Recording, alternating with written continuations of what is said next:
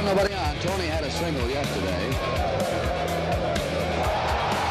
There's a drive by Canigliaro, and it is out of here. What a bomb he had. Canigliaro hits a home run, his first time at that at Fenway Park. Hobson at third. 3-1 pitch to Rice. He swings and lets a ball hit deep to right field. Washington going back. It's Garber's hit. The game is over. Jimmy Rice has won it for the Red Sox, who win opening day 5-4. And this ball is hit well down the right field line. It's out of here. The Red Sox win it.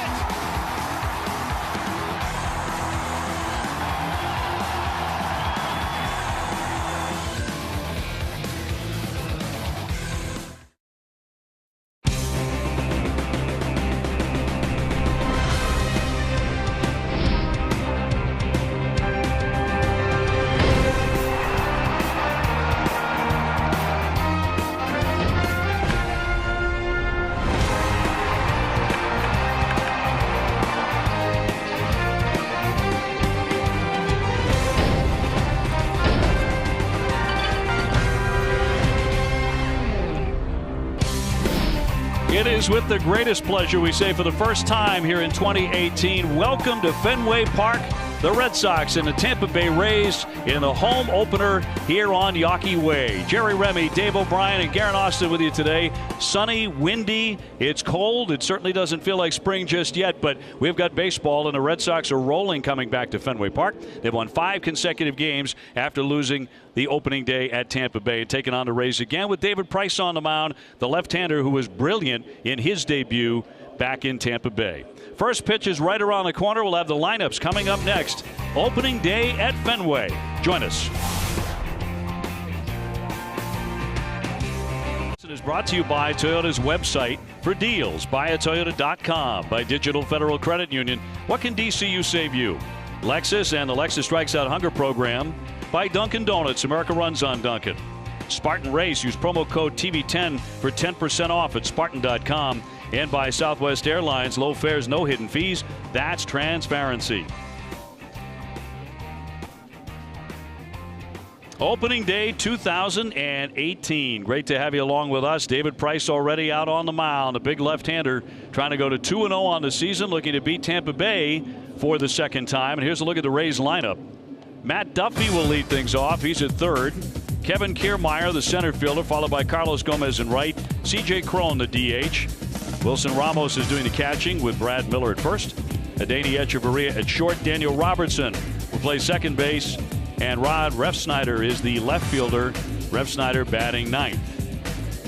Price 1-0 coming in. As good as the Red Sox rotation has been, he delivered the best start to date, beating them 1-0 the second game of the season. The Red Sox defense is brought to you by Southwest Airlines. They've made no errors in the 6 games they've played so far this season. Rafael Devers will be at third base. Xander Bogaerts the shortstop. Eduardo Nunez at second, and Hanley Ramirez the first baseman. Left to right, Andrew Benintendi, Jackie Bradley Jr. and Mookie Betts. And Christian Vasquez doing the catching for David Price. Here are the umpires today, brought to you by Toyota's website for deals. BuyAToyota.com.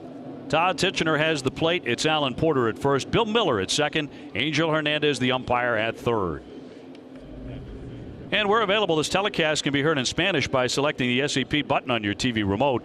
SAP presented by Toyota. Visit Compra2Toyota.com to see Toyota deals not seen on TV. Buenas tardes, amigos. Here's a look at the weather right now. 41 feels like 31 with that wind out to right at 24 miles an hour. And gusting to 35. And that wind really blowing up, as you mentioned, to right field today. So anything up in the air to the opposite field may have a chance.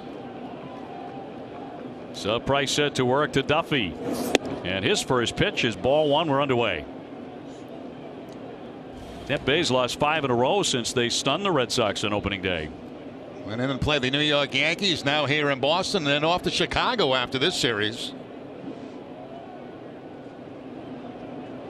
And a 1-0 from Price. That's a strike.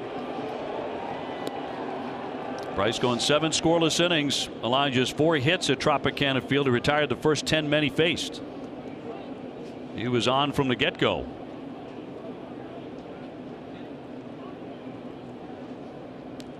And his 1-1. Cut on and missed. There's that good cut fastball. He really had that working for him very well down in Tampa Bay against these same Rays. That was a good one by Price right there.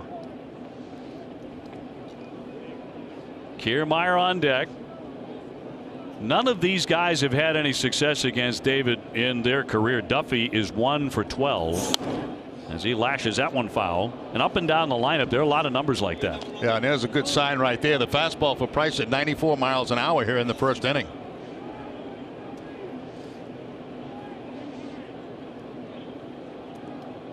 Rays can't seem to catch a break. They cannot seem to escape the winter. They had their game on Monday in New York snowed out. Might be colder today than it was there. And the 1-2 will miss. 2 balls, 2 strikes. Key matchup presented by the great folks at Sullivan Tire and Complete Auto Service. We're always here to get you there. Price, his last 5 outings, 4 of them starts. 3-0, 0.58 his earned run average against Tampa Bay. Going to go back inside with the fastball. And a 2-2. Missed. Once again at 94 miles an hour. Tried to pick up the inside corner, but just a little bit too far inside.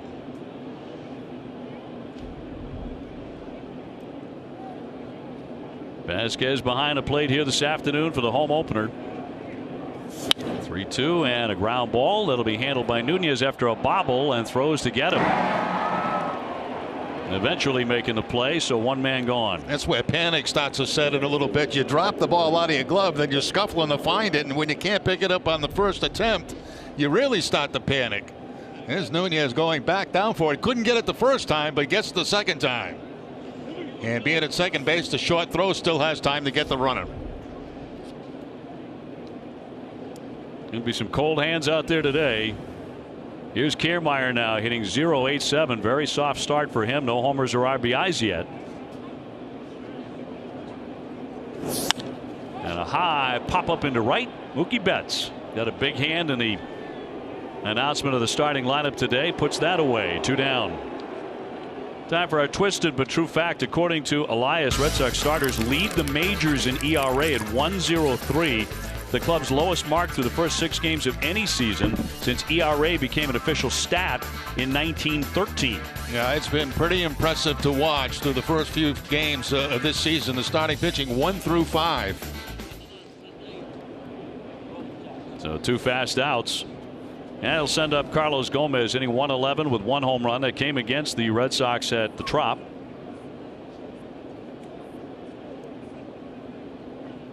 Sox then went on to Miami and 1-2 there. Well, the next hit that Gomez gets against David Price will be his first. He is 0 for 17 against David Price.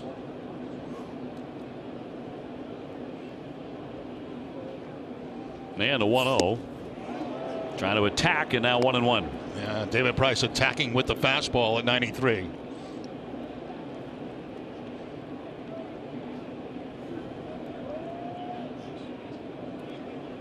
Price threw only 76 pitches and did not walk a batter at Tropicana Field. A check swing. They do appeal and no swing, says Alan Porter. Try to go inside with the cut fastball. Let's take a look at the side angle. Good job controlling the head of the bat. You would think a very good day to pitch. Well, you know, it's weird, Dave. You know, generally, obviously, when the weather's like this, pitching usually dominates, but who knows? You could score 20 runs. It's me. You just don't know. Yeah, you make a good point too, because it really depends on what the wind is doing too. And you know, Joe Castiglione and I were down on the field for the pregame ceremonies, and it actually felt like it was blowing in. And then when you check that flag, it's out toward right field. Yeah. But I mean, you get a few up in a wind tunnel to right field, and it could be a whole different ballgame. Price trying to set him down in order, just as he did in his first inning at Tropicana. And a pop up into foul territory. Hanley giving chase over near the stands. Here comes Mookie Betts, but no one gets to it. Yeah, I was down on the field during batting practice, and I was standing behind the cage, and I was, the ball was traveling a little bit better than I anticipated with the cold weather, and especially traveling well out toward that bullpen. That is definitely the coldest seat in the ballpark today. On the bleachers around the bullpen. But to be fair, no place is warm. Booth's not bad, though. Nah, Booth's in good shape. Got the heaters fired up. And Price with a 2-2. And got him. Caught him looking.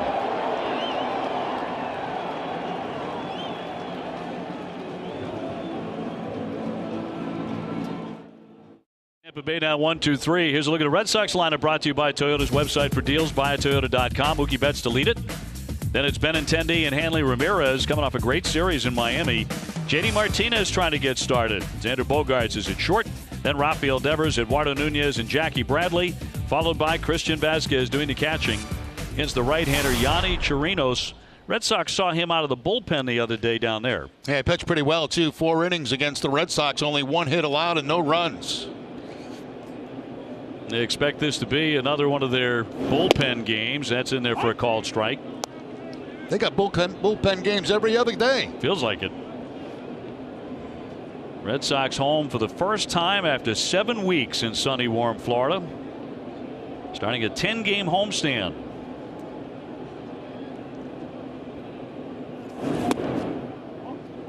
That features the first 3 games of the season against the Yankees next Tuesday, Wednesday, and Thursday. All of those night games here at Fenway Park. Benintendi on deck. Mookie 333. Denied his first home run in Miami, although he did hit it over the fence. Brinson took it back. And while we were standing around waiting for our luggage here at Fenway about 4 o'clock a couple of mornings ago, Mookie and I were chatting about that. He said he didn't think he hit it that well to get out of the ballpark, and then he said, at least now I know I can. so he's trying to get that goose egg removed too. No home runs yet. Here comes the 2-1.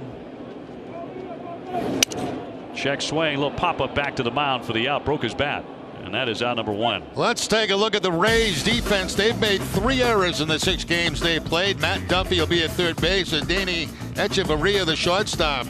Daniel Robertson at second, and Brad Miller the first baseman. Left to right, Rev Snyder, Kevin Kiermaier, and Carlos Gomez, and Wilson Ramos doing the catching. And Benintendi to climb in. Andrew is 3 for 19 with an RBI, but in Miami in game 2 seemed to be getting that swing back in good working order. In fact, he had an excellent swing on what turned out to be a huge hit in extra innings for an RBI, and the Red Sox would go on to win in 13, 4-2. Red Sox these last 2 years have been ridiculously good in extra innings, and that one ripped the other way for a base hit. So Benintendi is on quickly. That's what I've been waiting for right there from Benintendi. Take advantage of the opposite field.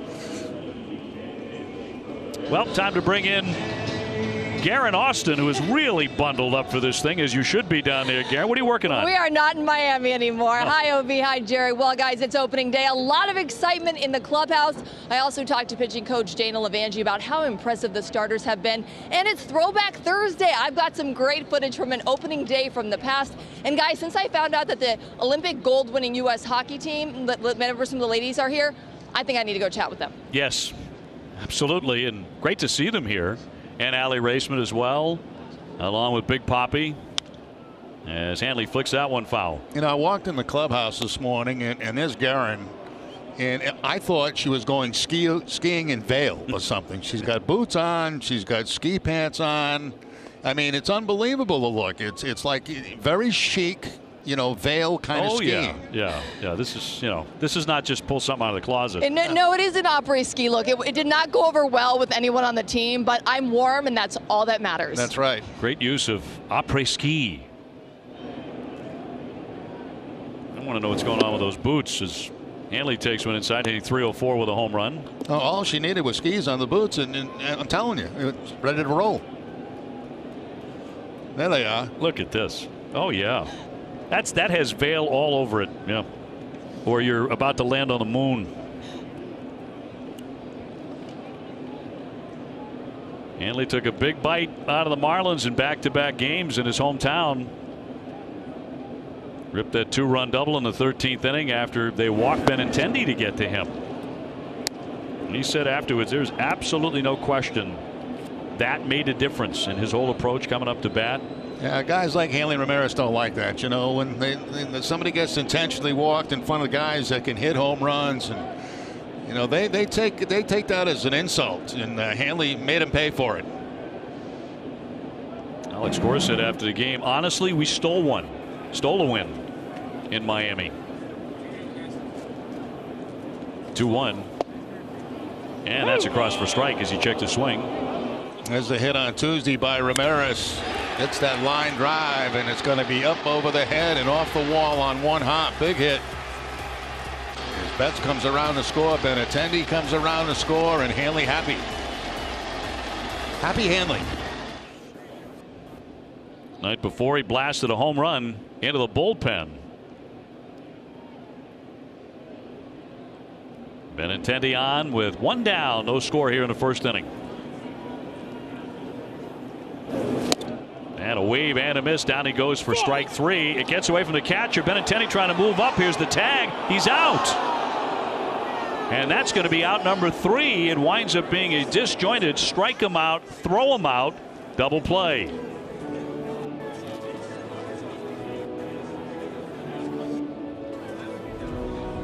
Take a little look at the end of this play. Benintendi trying to go in head first. Does he get the hand in before the tag? Boy, it's tough to tell. Looked like the right hand. He tried to do that swim move, but then he comes off the bag. And there will be no review on this one. Out number 3.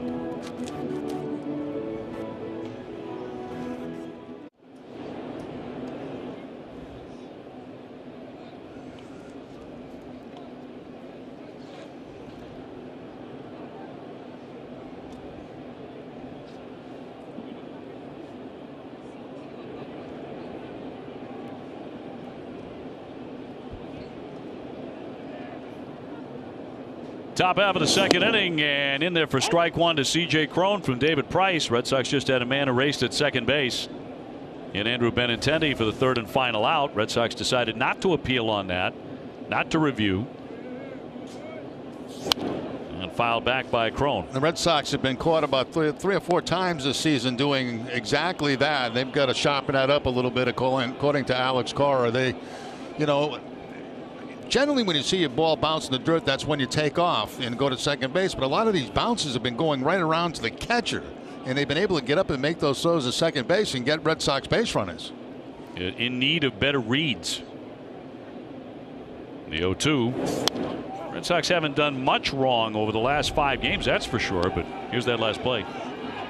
That ball just dropped by the catcher. He couldn't find it, and Benintendi was probably a little bit late seeing him drop the ball. That's why he's out at second base. He actually came off the bag.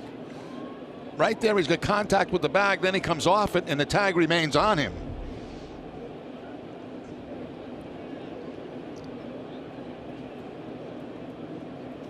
Price with an 0-2 outside on Cron. Acquired from the Angels in February. He was in a homerless drought last August when Mike Trout offered up 2 season tickets to the Phoenix Suns if Cron would hit a home run. And then he hit 2 in 1 game. And he got the season tickets. He's a huge Phoenix Suns fan as he rolls that one foul. So that's all he needed, was that little bit of incentive. And he sees the Suns every night they're playing in Phoenix in the offseason. Ramos on deck. And getting back to that base running for a second, the Red Sox already this season have run into 7 outs, and that's something that Cora wants to have changed quickly. That's one lingering issue from a season ago. 1-2 fouled away.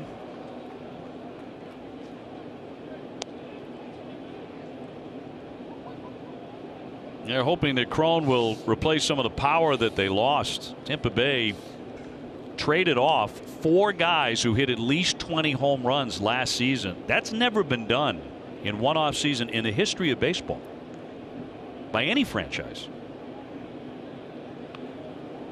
So they have a lot to make up for. The 1-2 now. He wouldn't chase it. That's a curveball right there from Price. The knuckle curve, first time he's featured that in the game this afternoon. So we've seen the fastball, we've seen the cutter, now we see the curveball. No changeups yet.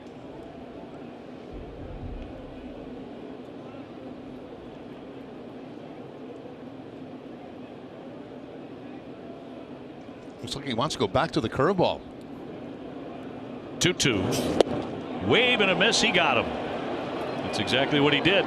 Yeah, something you don't see David Price to do very much is double up on the curveball. He'll double up on the cut fastball, but he felt like he didn't throw the last one good. He wanted to try it again, and he picks up the strikeout. Every time a Sox pitcher strikes out a Rays batter, Lexus will donate $50 to the Greater Boston Food Bank. Price with back-to-back Ks now. And brings up Ramos, hitting just 167. No homers, no runs batted in. Very tough early schedule for this Tampa Bay team, which is in full rebuild. Here comes the first changeup. A little bit up and away.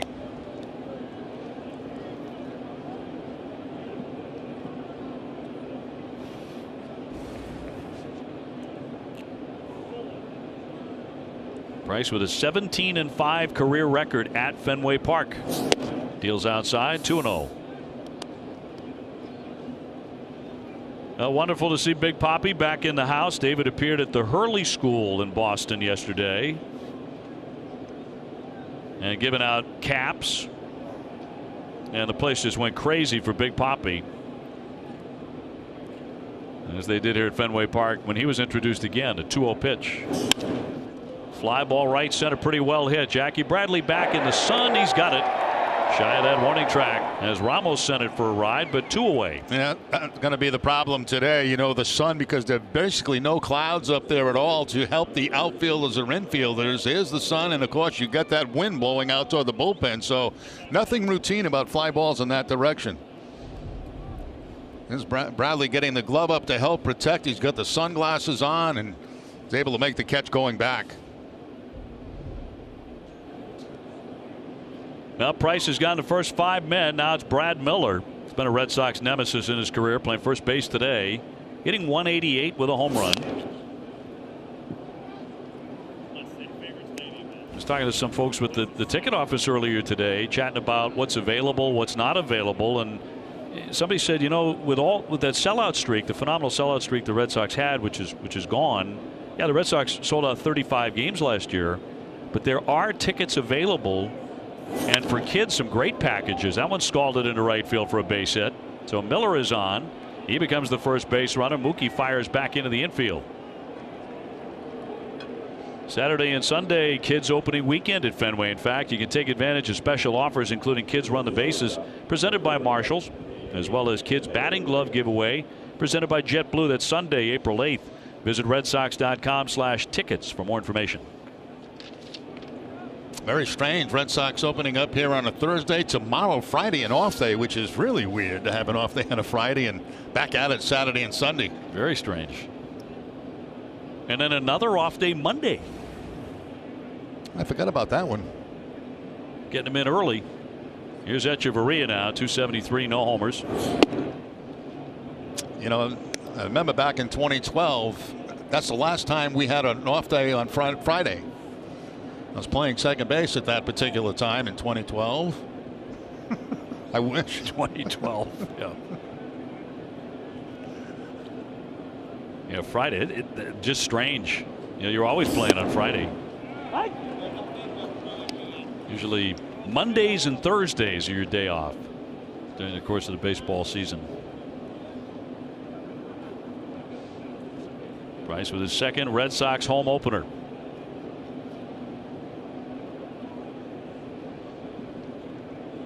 And the 6'5 lefty fires, and that's popped toward right field. Mookie Betts, here he comes. Long run. He runs it down, the basket catch. And he just kept coming and coming for out number 3.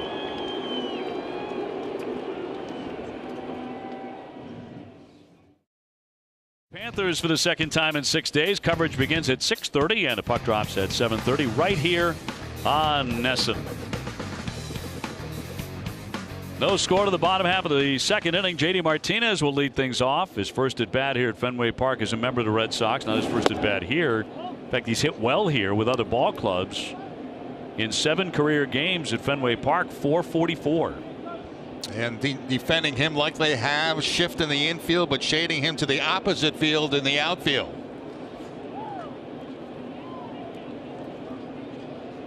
And a high fly ball to center, but not deep. Kiermaier. Now the wind takes it. Back he goes. He can't get it. That's off the glove. It's all the way to the wall.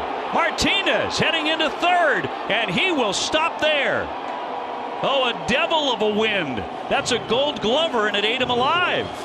That's exactly what we're talking about, you know, between the sun and the wind. And you can see him looking back at the flag. He thought he had that ball well under control, and then it just took off, got caught up in that jet stream, and blew up over his head.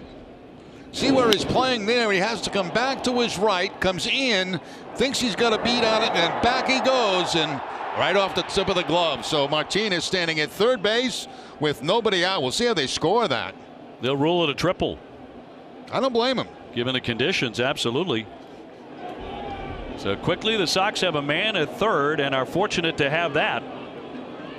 The wind in Boston's favor at the moment. Here's Xander Bogaerts trying to pick him up. The infield backed up. 357, a home run for Xander. And he chops a foul. JD Martinez figures, well, I'm going to be out, but, you know, I better run hard anyway just in case. And he sees some trouble out there for the center fielder, and he ends up at third base. You make contact, you think you're going to be out, and all of a sudden you're standing on third base. Although today, when you come to the ballpark, it's a different thought, isn't it? Yeah, it definitely is. Anything can happen out there. Players should be running hard all the time, and most of them absolutely do. But on a day like today, don't take anything for granted. Shattered bat on the infield. Martinez going back to third base, and Bogaerts is out at first. Martinez did not attempt to score. He darted back to third. Yeah, he was a little bit indecisive down there because he wasn't sure. Now watch him at third base. He's going to go on contact because the infield's back, but then he thought the pitcher was going to make that play, so that's why he holds up. I'm surprised he didn't come. Yeah, when now on with one out, the infield will come in. Less of a chance of a big inning with the one out, and they'll play in, which, you know, I'm not surprised. When you're facing David Price, you don't think you're going to get a lot of runs. You got to pull the infield in early. Now there's JD Martinez. He reads the ground ball, but he can't tell how far that is from the pitcher. When you look at it from that angle, that's how he's looking at it. 3 men stacked on the right side, and here's Rafael Devers at 318, no homers. That bounces away from Ramos, but not far enough. A split-fingered fastball, and that's a heck of a play by Ramos. He just saved the run right there.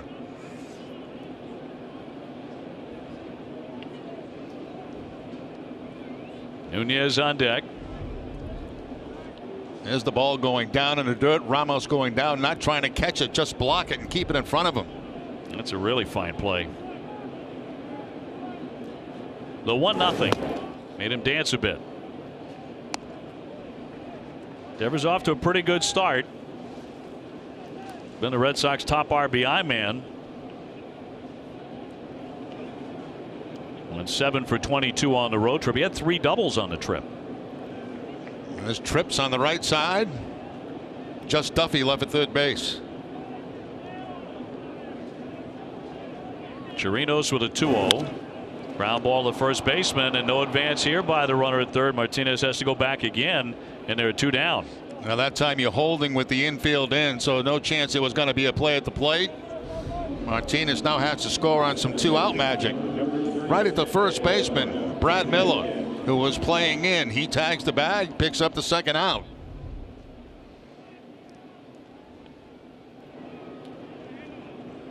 So here's Eduardo Nunez hitting out of the 7th spot, 227 with a home run. Of course, that was an inside the Parker.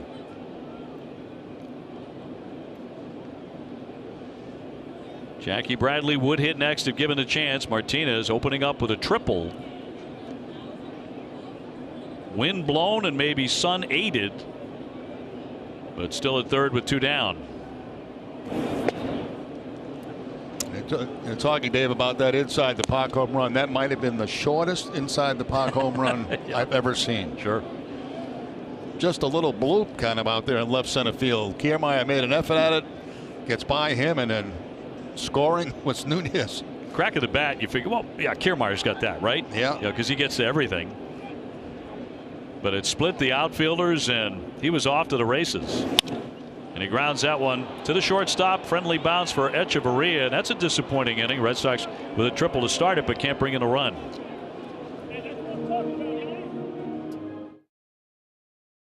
Back at Fenway through Monday, April 16th. Lots of day baseball. For tickets and more information, visit redsox.com/tickets. No score to the third inning. Danny Robertson leads it off here against David Price. Then it's Refsnyder and Duffy. Robertson 167 with no home runs.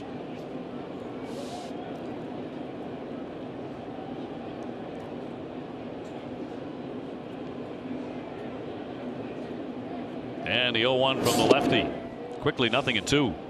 You know, getting back to that play by J.D. Martinez at third base, you know, it's hard to blame him because with the third base coach to tell you, you know, when he feels back, anything that back except back to the pitcher. Now, when we saw the angle from third base, you could see what Martinez was looking at. He couldn't tell how far that ball was from the pitcher.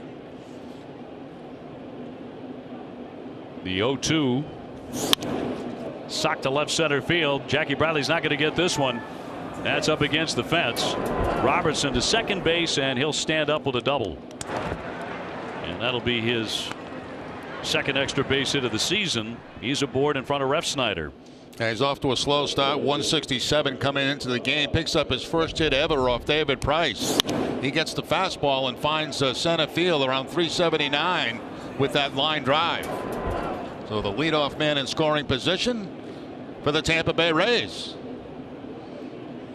So both teams have had opportunities early in this ball game. Another guy who is 0 for against Price, Rob Refsnyder. He is 0 for 8 against the southpaw, and 0 for 4 on the young season.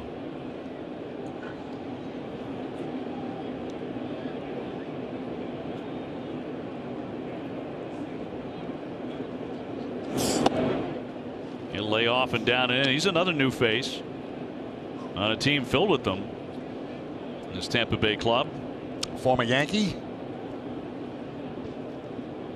Native of South Korea.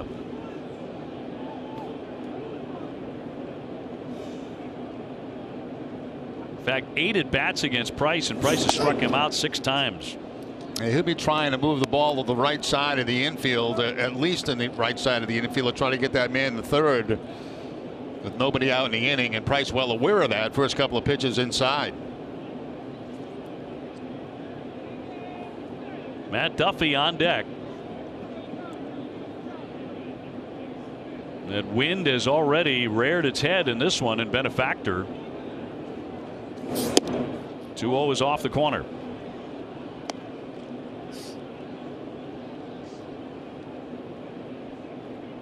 This Tampa Bay lineup, a lifetime collective 136 batting average against Price.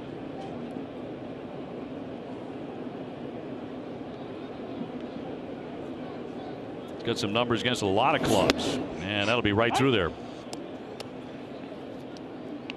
One of the things about David Price made him so attractive to the Red Sox and frankly many other teams against the American League East. His lifetime record is 59-28.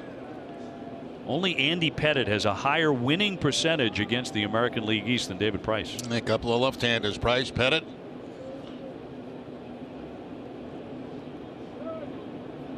Here's the 3-1. He was late. Yeah, very late on that fastball. Two-seam fastball, 93 miles an hour, a little bit up above the belt to get the swing and miss. See the fingers across the seam that time. Straight fastball.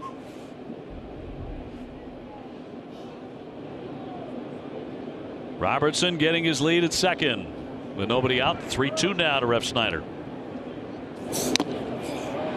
Fought off foul. Had the day off yesterday. I had some time to think about what I'm going to get you for a Christmas gift, and I've got the perfect gift for you. I bet they have them in the Marlins Park gift shop. A miniature size of that sculpture out there in center field, just for your desktop at home, Jerry. Yeah. Because you fell in love with it. Try to get a memento from every ballpark in baseball, but I definitely want that. Definitely. $2.5 million. Well spent. 3-2 is up high for ball 4. It's like you know, Derek Jeter. You buy a new house. Yeah. You walk into the backyard and someone's left a rusted van back there. You know. Let's go downstairs to Guerin. OV, well, the home opener is a big day for everyone on the team, but it's a very special day for players who are experiencing Fenway Park for the first time. Marcus Walden told me, I made my major league debut, but I'm more excited about this day. And Bobby Pointer said it is surreal, honestly. He said it's so exciting. He said when he walked onto the field this morning, he couldn't believe it. He just kept looking around. He said it's so different being on the field here compared to watching a game in the stands, and he just couldn't wait to experience a Fenway Park crowd. And guys, he said his mom, his dad, and his sisters all came in. He said he's got a big cheering section, and he's just very excited to be here. A great day for those young men. Great day for all of us to be back inside the friendly confines of Fenway. Price has runners at first and second here. Nobody out. Duffy's grounded to second, 0 for 1. He had a good series against the Sox at the Trop. He had 5 hits over the last couple of games. And he bloops a foul. So it's 0-2. You were talking about Miami and that sculpture, and that's probably depreciated quite a bit over the years, and I wouldn't be at all surprised Derek Jeter has that thing removed. That's the word, that he wants it out of there. Oh, I'm sure he does.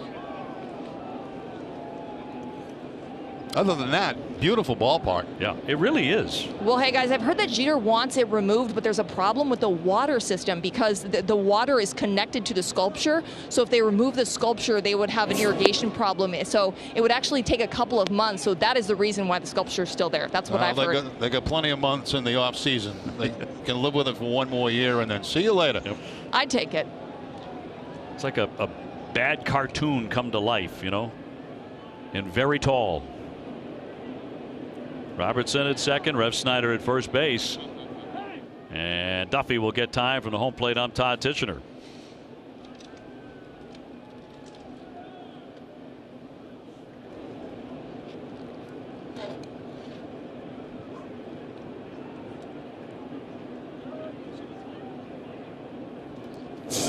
One-two, ground ball to Nunez. Now the bobble there gets the out at second base, but that's all.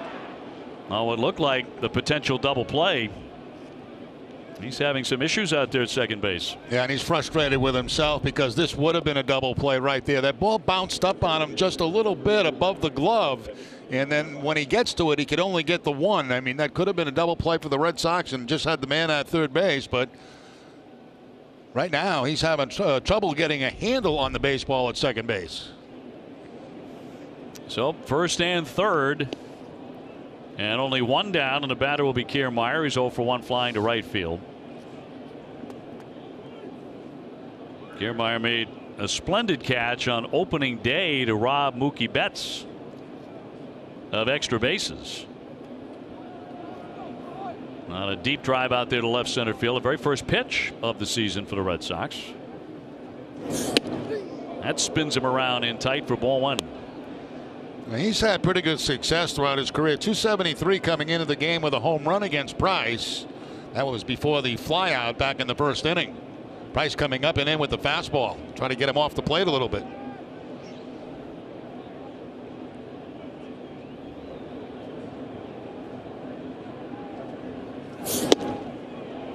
.94 to pump the mitt. Now back to that play we talked about on opening day. Yeah, what a great play by Kiermaier, going to the biggest part of the ballpark down there in St. Pete and makes a leaping catch against that screen wall. Just a tremendous play. Looked like, I thought for sure it was a home run. Certainly would have been an extra base hit. As he'll take one up high. So you think about it, Mookie lost a double, maybe a triple on that play, and then lost a sure home run in Miami. Right, robbed of a home run.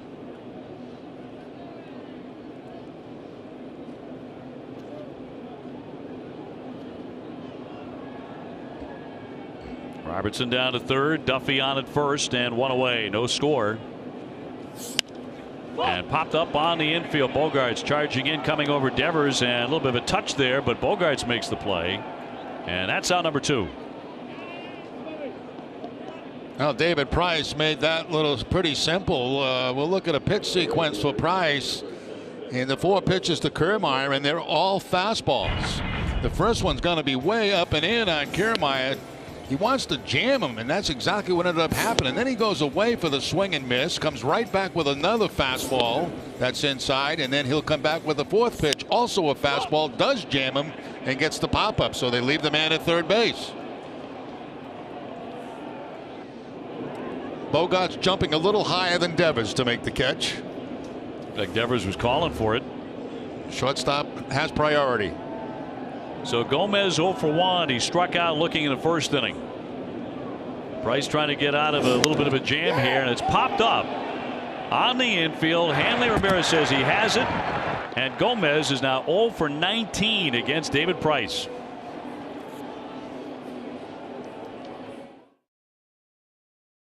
Working Red Sox fans this season with Carhartt and 47 headwear. The Outwork Outroot collection now available at 47 Fenway on Yawkey Way and at 47brand.com. Jerry Remy, Dave O'Brien, Garrett Austin with you from Fenway Park. Bottom half of the 3rd inning, and no score. Both sides have had opportunities to score early. Jackie Bradley to lead things off at 118. No homers, no RBIs yet for Jackie. See that fastball tail away from Jackie Bradley. Starts out as a strike, but ended up way off the outside part of the plate. Vasquez on deck, then Mookie Betts for the 2nd time against Chirinos.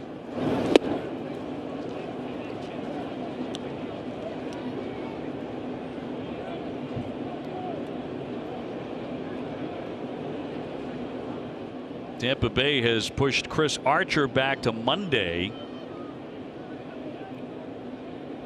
So Red Sox will not see him on the right side, and that'll be Robertson to throw on and get him. So 1 man gone. Christian Vasquez up next. You know, you're a man of your word, Jerry Remy. You told us last summer you were intending to be back when you were down on the field for a wonderful ceremony. You had all the intention of being back for opening day at Fenway Park. Congratulations. It's great to be up here. There's no question about that. It's been a long winter, and you know how much I look forward to opening day on the road. But this is really special. This was my plan, and so far my plans come true. So far everything's great. Sound great. You look great. Everyone's been asking about you and complimenting you every time. And I was down the field earlier today. How's Jerry? Looks great. Telling me he looks great. So I don't know about look great, but feel great. Well, you do look great. Christian Vasquez, 278, no home runs.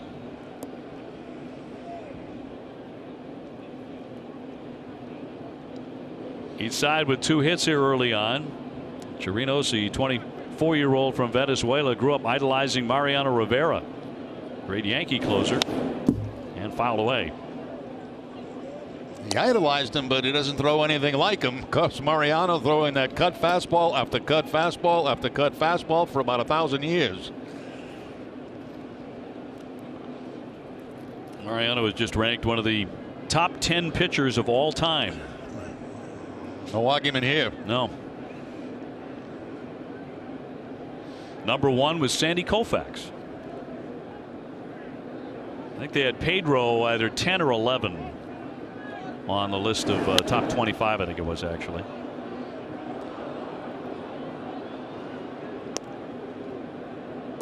Roger Clemens also on that list. Tom Seaver.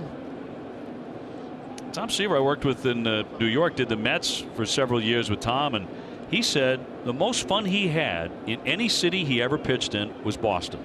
And he wasn't here very long at all. Not long at all. And at the end of his career, he wasn't throwing 95 anymore. He could still pitch, but loved Boston. Loved the energy around baseball in Boston. Well, they are really shaded over to right center field for Vasquez. He's got a lot of green grass from center field over, but look at the positioning with the center fielder and also the right fielder pulled way toward the line. Gomez. Mookie Betts on deck, and now the 1-2 to Vasquez. Cranks that one the other way. Game 2 of this series will be on Saturday. Rick Porcello against Jake Faria. Neither side has announced their starter for Sunday. Interesting. Especially on the Red Sox guy. Yeah, Alex Cora is considering moving Chris Sale off of his turn in the rotation this Sunday and pitching him against the Yankees starting on Tuesday. He says it's not to save him for the Yankees, but maybe to get Eduardo Rodriguez in. He's still considering what to do with that, but Erod is on schedule, maybe a little ahead of schedule. Yeah, Cora was talking about that the other day, and he said, you know, look, 6 innings is 6 innings. I don't care if it's at A ball, double A, triple A, or facing minor leaguers in Fort Myers. He says it's, you know, it's completed the 6 innings. He feels fine, so he may go over the weekend. We'll see. 6'2" right-hander with a 2-2 to the Sox catcher. And making him work here, it'll be at least 8 pitches.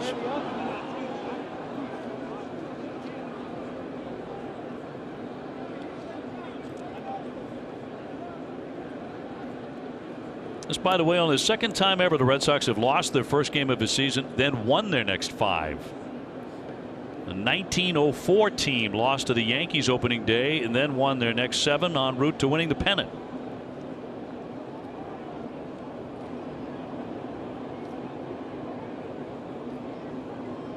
Two.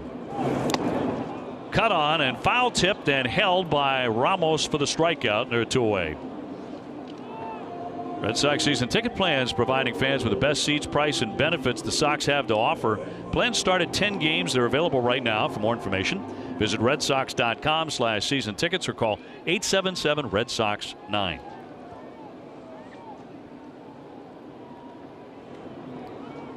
Top of the order now, Mookie Betts. Mookie 0 for 1 today. Came in hitting .333, no homers, 1 run batted in.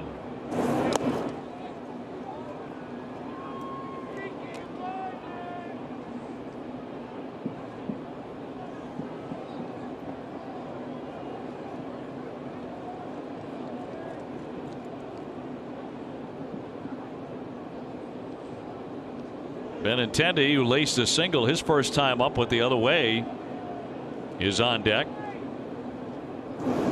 Mookie rips that one on the line off the glove of Echeverria. He slows it down, but he can't make the play, and it's another hit. Absolute bullet there by Betts. That ball was rising as it got to Echeverria at shortstop. It tipped the top of his glove, but hit too hard to be able to snag it. Nice effort by the shortstop on a bullet right off the top of the glove. Well, let's see if Mookie takes advantage of what I consider a pretty slow delivery to home plate. Tries to get in scoring position here with 2 outs. 5-game hitting streak for Mookie. And he's on with 2 down for Benintendi, who drove a single to left field his first time up. He fouls that one away. And then on a strike 3 to Hanley Ramirez, the catcher Ramos dropped the ball. It rolled out of his glove. Benintendi took off for second, but Ramos recovered quickly and gunned him down. You know, people often ask, Dave, you know, what kind of pitch would you like to steal on? And obviously, you know, it's a breaking ball, and that's why we see Mookie looking in a lot to see if he can pick up a, you know, if it's going to be a changeup or a curveball. Ramos trying to shake off the foul tip right now, but you know, there are different counts that are pretty good to run in. You know, when you get a count of 1 and 2, that the pitcher sometimes is trying to make a nasty pitch, and it's not going to be a strike, or it might be a breaking ball, so you take off there. But basically, you're trying to pick something off speed.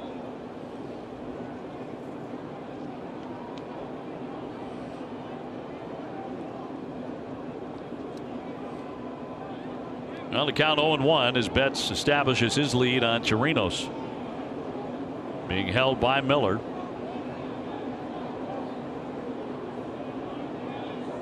Two down, runner holding.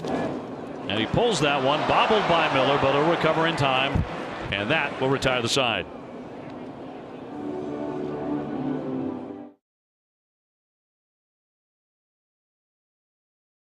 A Sunday, an all-new NESN clubhouse going 3D to JD. Meet Red Sox newcomer JD Martinez, an all-new NESN clubhouse Sunday morning 11:30 on NESN. NESN clubhouse presented by Delta Dental of Massachusetts. No score, top half of the fourth inning. Red Sox rolling home to Fenway with a 5-game winning streak. They have 3 hits to Tampa Bay's 2. Crone, Ramos, Miller against Price in this inning.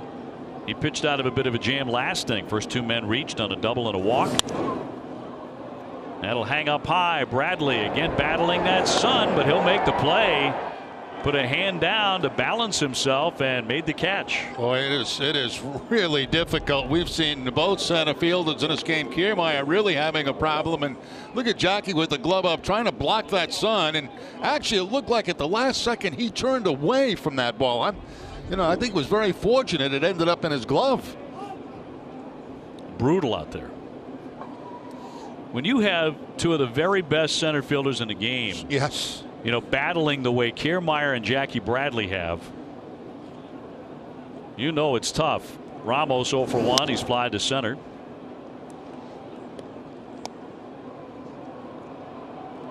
Ramos, very good hitter. Bit of a slow start at 3 for 19.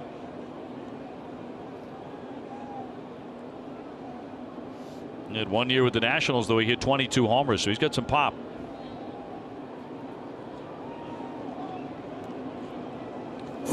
Oh, 1.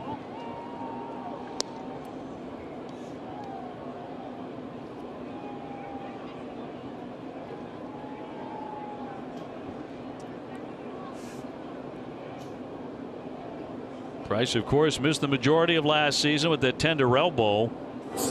Then he came back in September after his second DL stay, just out of the bullpen, and did not allow a run in 15 1/3 innings, including the postseason. And looked completely healthy then, finally. Certainly throwing the ball that way, up there around 96, 97. Again to center, coming in a bit now, Jackie. And angles to make the play, 2 down. Yeah, both outs in this inning from David Price, coming on the changeup. Couple of fly balls to center field. Watch every out-of-market regular season game live at home, in the office, or on the go with MLB.tv. Your subscription includes MLB at Bat Premium. Blackout and other restrictions may apply. Visit MLB.tv for details. 2 quick outs. Brad Miller now. He singled in the second inning. Nothing came of that. Miller had an awful year last year, marred by 2 injuries. Hit .201, which was the 3rd lowest in franchise history. That's one of those years you can't wait to get over with and start working on what you might be able to do next year. Battling around that 200 mark all year long, it's just so frustrating. Devers pulled way over, almost at shortstop.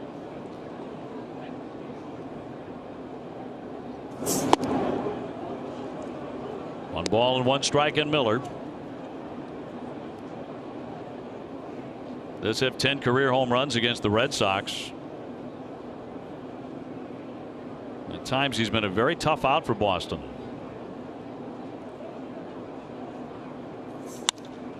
To center field again. Jackie back it up. He's on the track. He is shy of the wall to make the catch. He had a busy inning.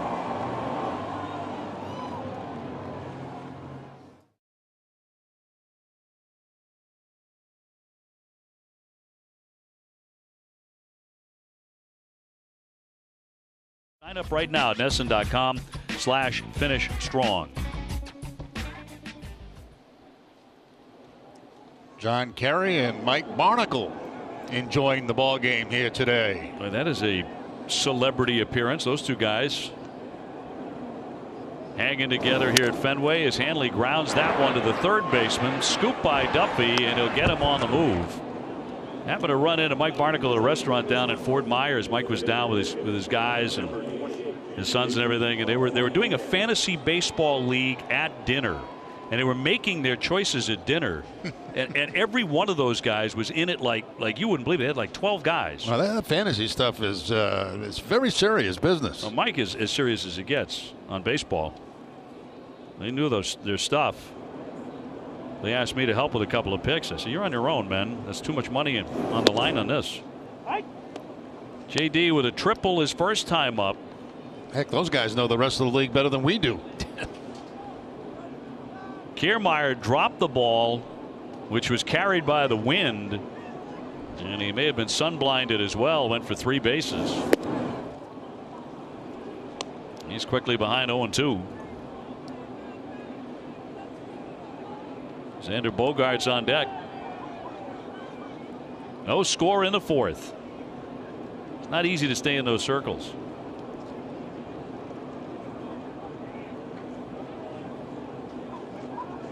Two.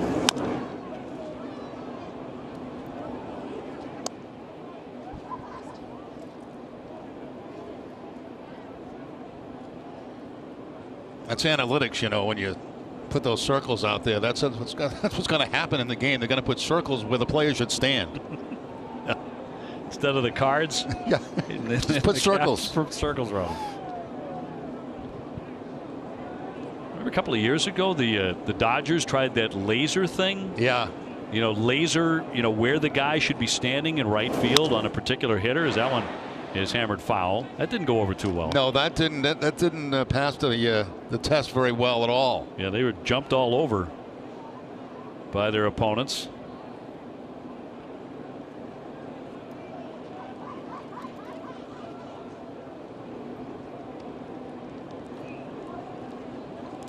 One down, the 0-2 to JD.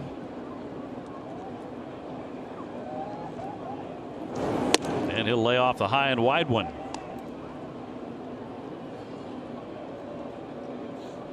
It is wonderful to come here to the ballpark earlier this morning and feel the hustle and the bustle around Fenway Park. It was great to come on the Mass Pike this morning, too. It took me about an hour and 30 minutes to get here today. I hear you. 1-2, tried to hold up, and that's a swing and a miss, and down he goes, strike 3. So Martinez can't contain himself, and they're 2 away. That split-fingered fastball has been pretty good for him today. Well, tonight, after Bruins coverage on NESN Sports Today, we'll have a full recap of today's home opener, plus highlights and reaction from the Bruins-Panthers game. NESN Sports Today is presented by People's United Bank, where the technology is as helpful as the people. 2 away for Xander Bogaerts, who has hit a little comebacker to the mound. 0 for 1 today.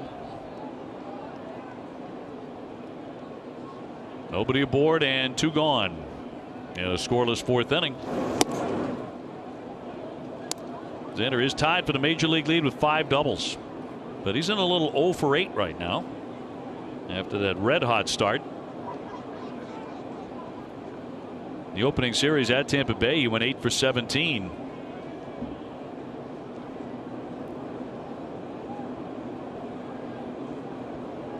And a 1-0. Yeah, you had no hustle and bustle on the Mass Pike. I had nothing close to that on Route 1 and over the Tobin. Really? Bumper to bumper. That was unbelievable. I mean, that's usually for me about a 25 to 30 minute drive tops. But everybody got here. The 1-1. That hits the corner, according to home plate ump Titchener. Well, something extra there. 1 ball and 2 strikes. There have been a couple of crews we've seen early on who have wide strike zones, but you know, if David Price gets that same strike, then hitters have to expect it. 1-2. Strike 3. That's all for the Red Sox.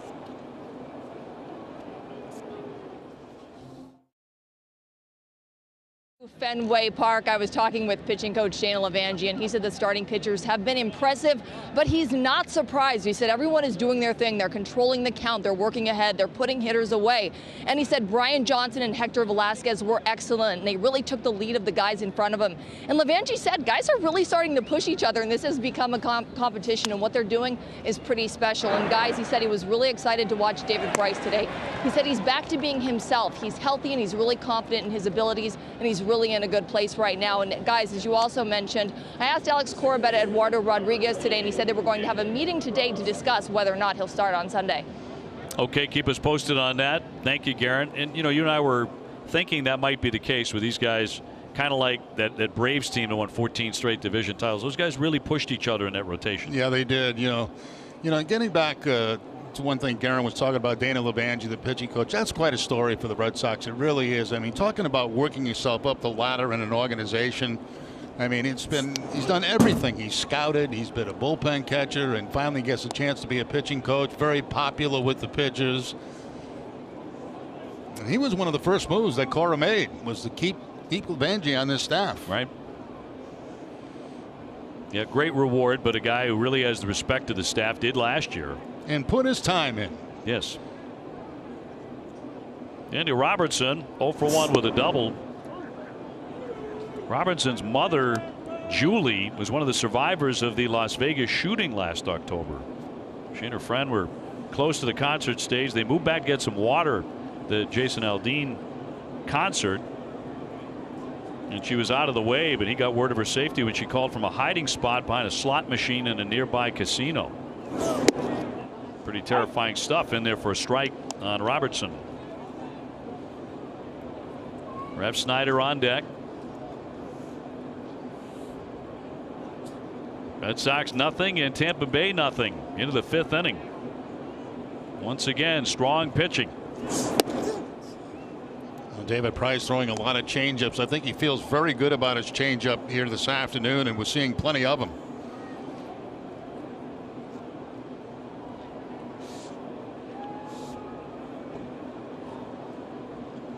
Back to the fastball on the 3-1 count. And in too far, and he walks him. So it'll be the second walk issued by Price. Didn't walk anybody at Tampa Bay in that first start. You can import the NESN Red Sox schedule into your favorite calendar program on any device at NESN.com/schedule. It's presented by Franklin Sports, the official batting glove of Major League Baseball. Brings up the number 9 hitter now, Rev Snyder, who took a walk in the 3rd. Pitchers trying to keep that pitching hand warm. They are allowed to blow into the hand on the mound on a day like today.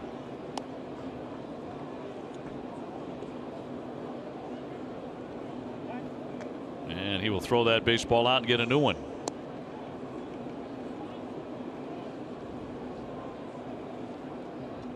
When he first started a couple of years ago at the Red Sox, he scuffled, Price did, here at Fenway Park's first 7 starts of his career with Boston. His ERA was .675, but in 45 appearances since then, he's gone 20-11 with a .330 ERA. Falling behind here, 2-0 on Rev Snyder.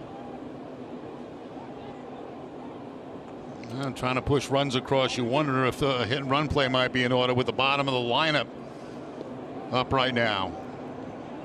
The way this game's gone, you might see some movement on the bases.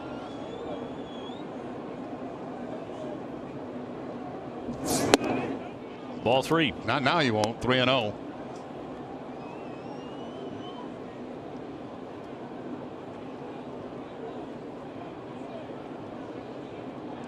Red Sox trying to begin the new season at 6-1.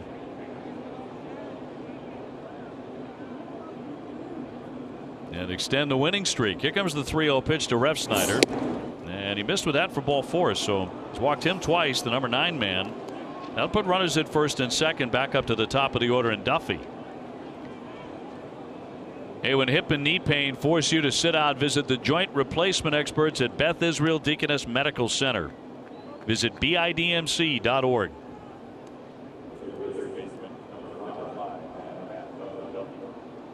So 1 down, 2 aboard. Duffy, the batter, he's gone hitless today. A ground out.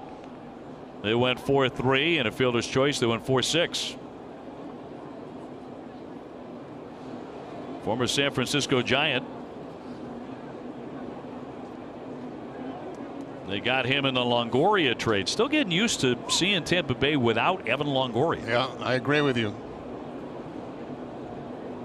Now with San Francisco. Rattle toward third base, but foul for strike 1. Bryce has to really be upset with himself walking the 8-9 hitters in the lineup, and now has to deal with the top of the lineup with a man in scoring position.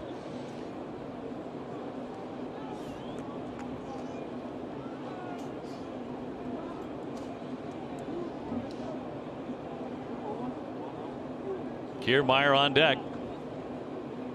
Robertson and Ref Snyder getting their leads.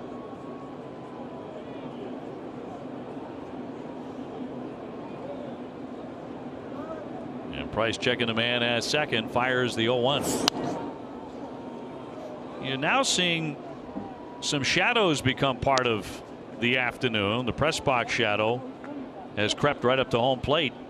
Yeah, not to the stage yet where to have an effect on the hitter, but if it creeps out about halfway, then you're talking a different game.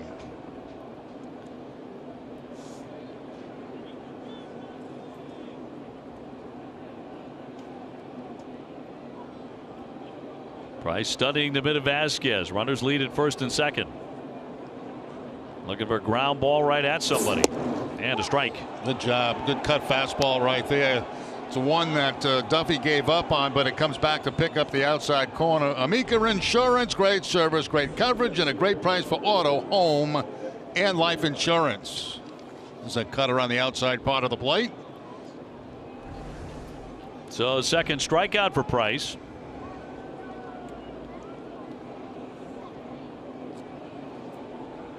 Should say number 3 for Price, and brings up Kiermaier, who has flied out and popped up. He's 0 for 2.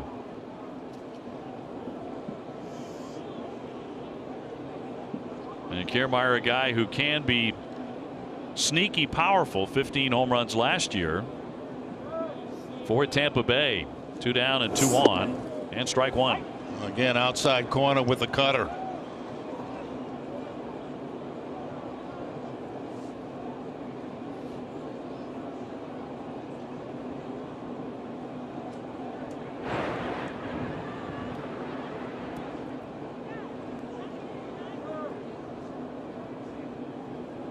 Oh, 1 on the way, and he left that one downstairs.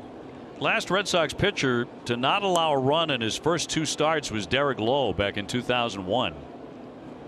Price did not allow a run in his first start of 7 innings. He made a very low pitch count in that game too. He could have gone deeper in that ball game in Tampa. 76 pitches.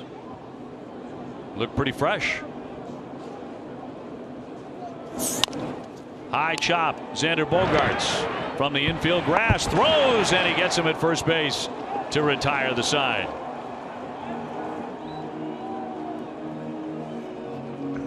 Time now to turn it over to Tom Caron for the mid-5th studio show. Red Sox, bottom half of the 5th inning. Great to have you with us today. Sunny, windy, chilly, but we're home. And Tampa Bay has activity in their bullpen. That's Andrew Kittredge.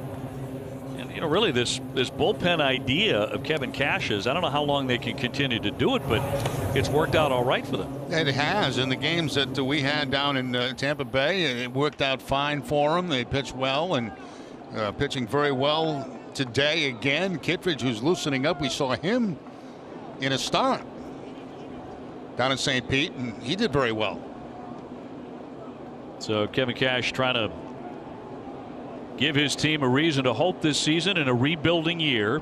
They're getting decent pitching from time to time, and now Devers will lead things off. It's a high fly to center, but not deep. Kiermaier in on this, and this time the wind doesn't take it. One man gone in the Red Sox 5th. For every Red Sox hit in April, Echo Store Technologies donates $50 to the Greg Hill Foundation, responding immediately to improve the lives of families touched by tragedy. Learn more at EchoStoreTechnologies.com. Echo Store, your data center solutions provider. Eduardo Nunez, ground ball to short, first time up. Getting most of the playing time at second base as the Red Sox await the return of Dustin Pedroia, who got a huge hand in the pregame ceremonies, which he always does. Jackie Bradley would be next.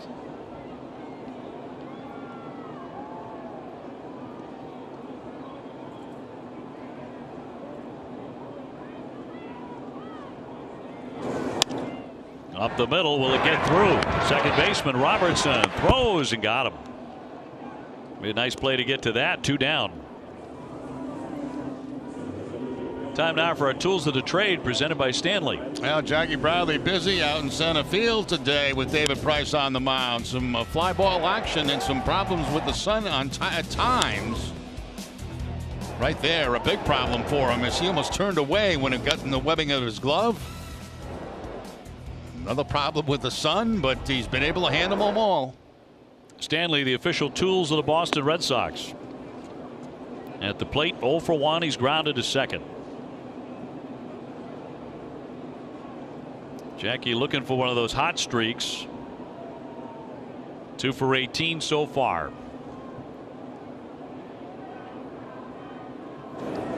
And he'll take a strike.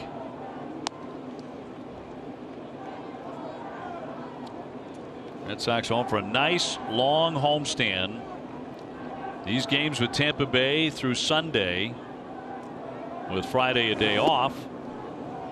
And the Yankees come to town next Tuesday after another day off, and then the Orioles follow New York for 4 games, and then the Red Sox go on the road to the West Coast. And of course, Patriots Day on the 16th, the 11 a.m. first pitch.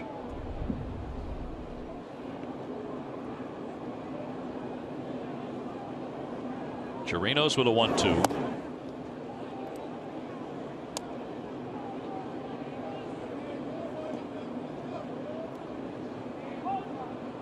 Vasquez hoping to bat in the inning, but there are 2 away. Only 5 hits up on the board for the 2 clubs combined. Sox have 3.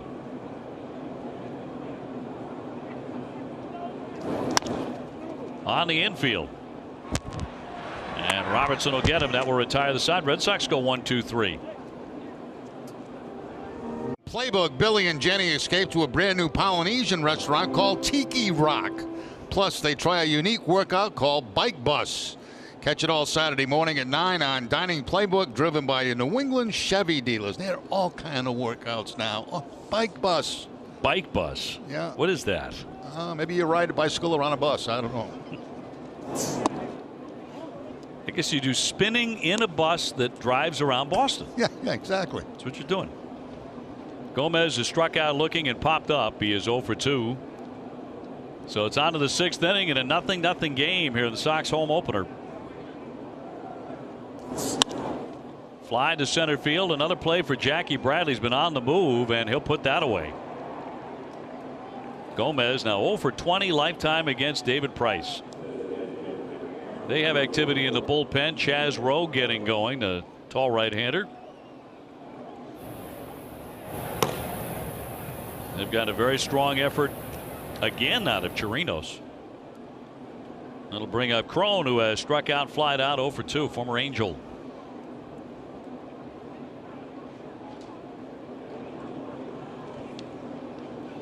Angels have their hands full, don't they, in the same division with the Houston Astros? Hard hit. Just a piece of it by Bogaerts on the dive. He slowed it down some. It'll be a base hit for Crone. Xander diving up the middle, but couldn't quite get to it. Yeah, Crone came into the game a .250 hitter against David Price, and that ball hit very hard, just deflected by Bogaerts. Looked like a changeup that time from Price that Crone did a good job staying back on.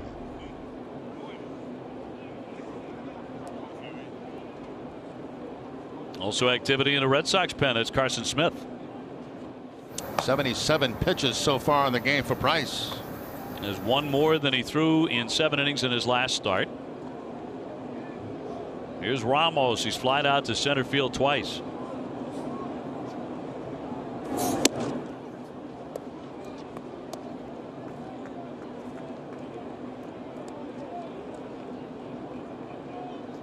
Pitching line brought to you by Ace Ticket. Through 5 1/3, only 3 hits and 3 strikeouts for the lefty. Thrown aboard and fouled off. 1-1.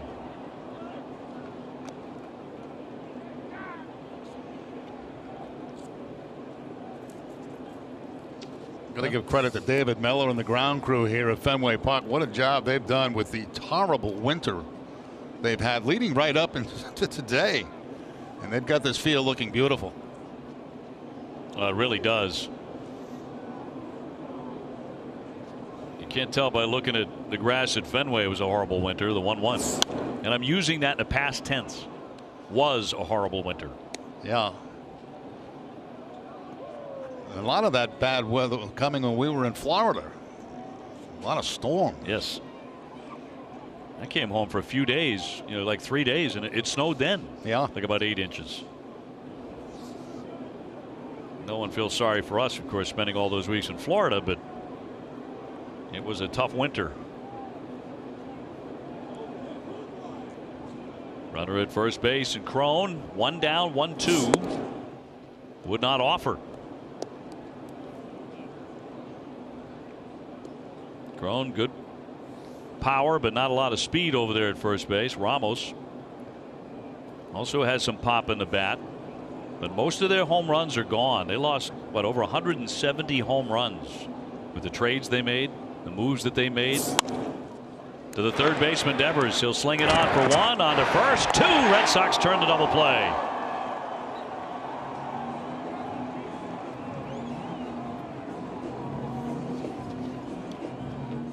You're back.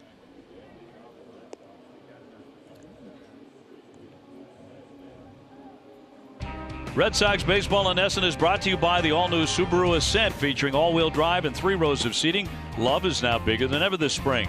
47. The Outwork Outroot collection is available at 47brand.com.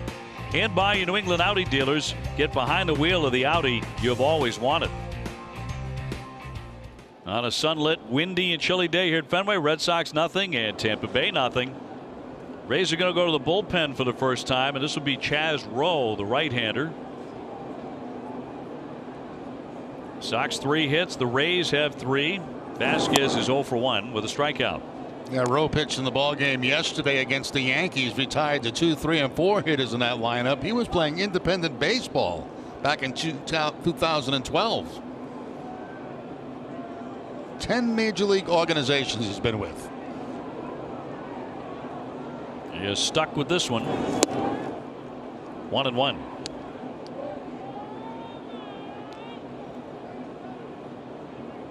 Now the Marlins started the other day. Richards, he also came out of independent ball.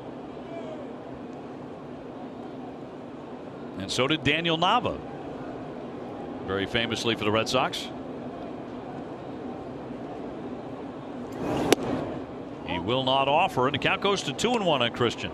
Everything away from Vasquez the first 3 pitches, and of course that's how they're set up defensively against Vasquez, playing him to the opposite field. Betts waiting on deck. Benintendi after him. They both have a hit today.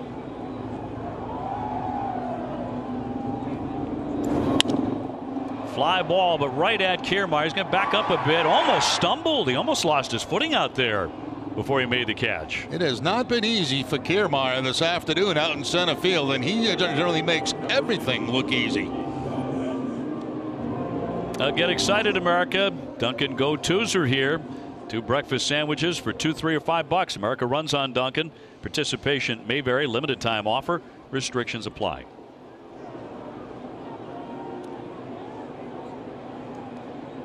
Mookie Betts 0 for 1 to start the ball game as he popped up to the pitcher, came back and singled in the 3rd inning. One of the 3 Red Sox hits and takes a strike. And Kiermaier's had a devil of a time out there. The Martinez triple off his glove. Certainly carried by the wind, and he was probably blinded by the sun at the same time. That was a 3-base hit, but the Red Sox did not get that run in.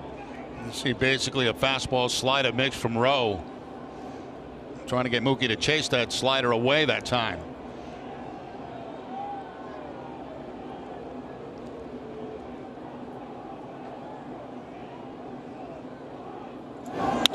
Mookie torches that one toward the wall. That one's headed into the corner, and that's a foul ball.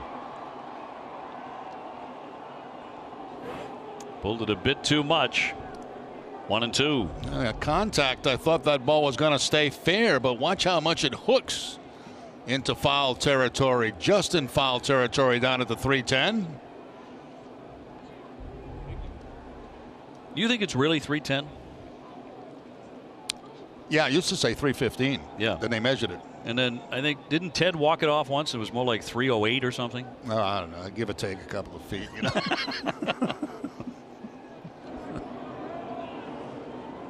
1-2. I don't think Ted bothered much with left field. Left field, yeah. Except play it. Yeah.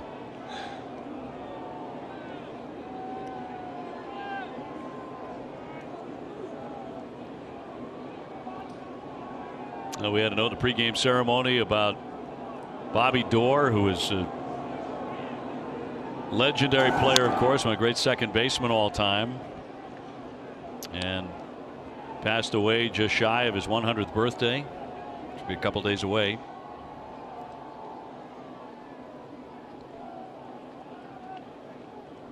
I was down on the field with Joe Castig. You know, we were both of us doing the ceremony.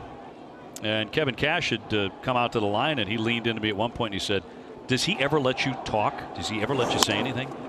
Right to Duffy will hoover that up. Low throw and a nice dig over there by Miller for the second out of the inning.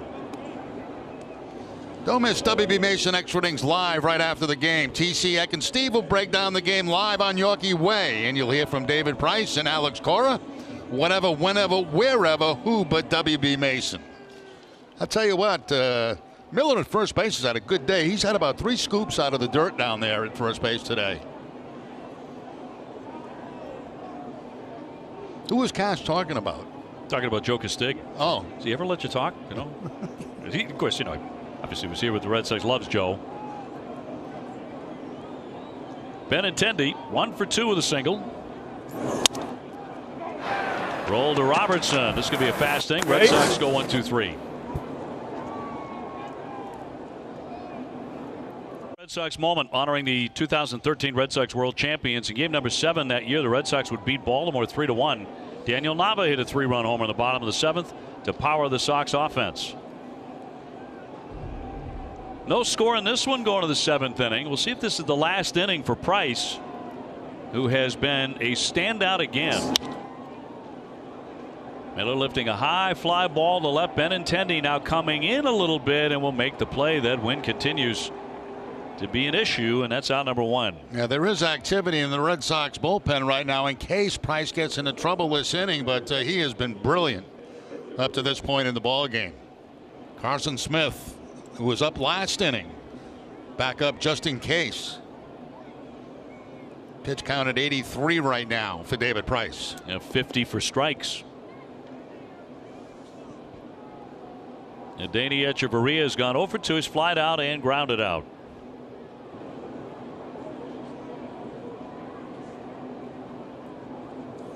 Indicating a bunt. He takes a strike. Did get Devers charging in a little bit there from third base. Bogarts at short, Nunez at second, Hanley Ramirez at first. He's playing off the line. 0-2. You know, you saw that fake bunt, and I'm really surprised. I don't think, and I may be wrong, but I don't think we've seen anybody try to bunt down to third base on Devers. And generally with a young third baseman down there, you might try him out, see if he can make that play. Yep. Now with 2 strikes, you can back up.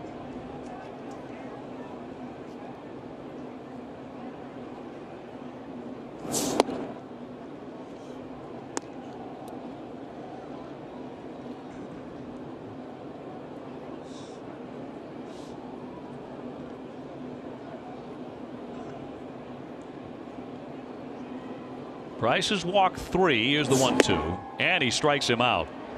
He puts away Echeverria for the 3rd time. And cut fastball again this time for David Price on the outside part of the plate. And gets Echeverria. A little bit higher than Price would like, but everything was up in that at bat. All 4 pitches up in the zone. Young left-hander Bobby Pointer now joining Carson Smith, throwing in the bullpen.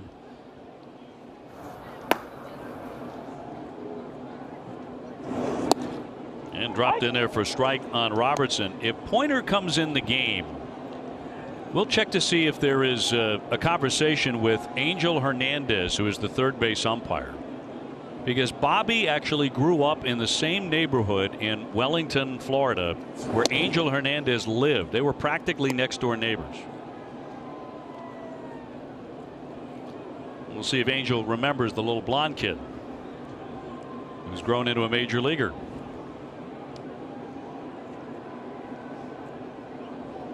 Two down, bases empty, the 1-1. That's a strike. A little bit of a gift there, but certainly Price will take that. Ball appears to be outside. It's a changeup that time, but called a strike, and Price has got to love it.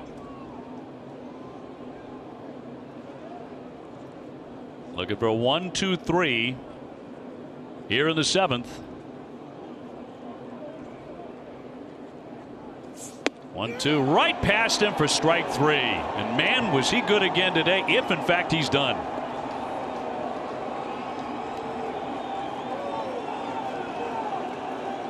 Casey Bellamy. Now, ladies, ever since you guys won the gold medal against Canada in overtime, you've been asked to do a lot of fun things. What was it like being on the field today? It was incredible. I think just the flag made it all, too. Us coming out from beneath the flag, being together, and then with the other Olympic athletes. It's just that Olympic spirit that we carry through, post-Olympics. That's been awesome. And how about for you? Yeah, Boston opening day. This is the best place to be right here. We got to meet Big Papi. It was an amazing experience, and it's probably really top on our list right now.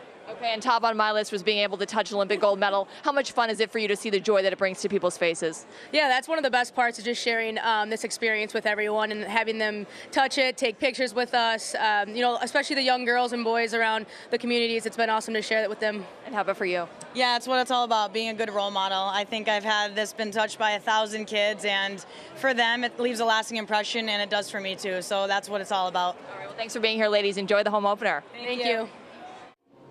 Again, great job. And here it is earlier, the pregame ceremonies as they were announced and honored, wearing those gold medals proudly. That was some game against Canada. Incredible in the Olympics.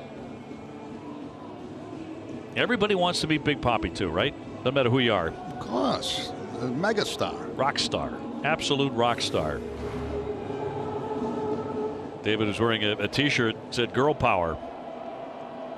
Well, we go to the last half of the 7th inning. Red Sox nothing and Tampa Bay nothing. Another pitching change for the Rays. It'll be Sergio Romo. Longtime San Francisco Giant, who's very tough on right-handers. And he will get Ramirez, Martinez, and Bogart. So it's the heart of the order. Hanley struck out and grounded out to third. He's 0 for 2. The thing about Romo is not a very hard thrower. That fastball at 85 miles an hour, and he's kind of tricks you with his unorthodox delivery, off-speed pitches. That's a great word for him. He's tricky. Yeah, I mean, there's that fastball again, 84. I mean, it's nothing overpowering. Over the course of his career, though, he's held right-hand batters to a 187 average.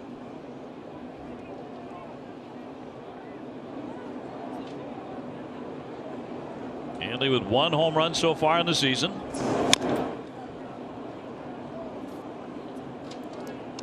The no-hitter is going on now. Jordan's Furniture. You can buy all the furniture and mattresses you want. And if the Red Sox pitch a no-hitter after July 17th, everything you buy will be free. That's 64 games. It only takes 1 to win free furniture. Folks at Jordan's always come up with something for the Red Sox season. Here's the 1-2. He won't offer.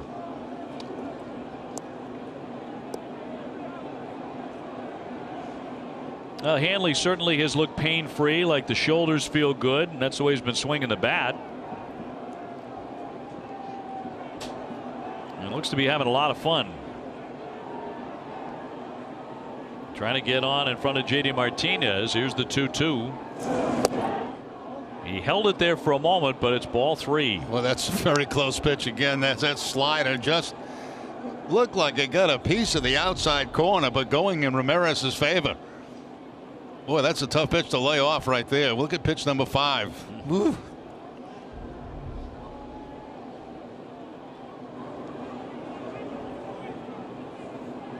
Romo's 3-2, and that's strike 3. One man away here in the Red Sox 7th. Time for a game break brought to you by Jordan's, the furniture store of the Boston Red Sox. Here's Tom Caron.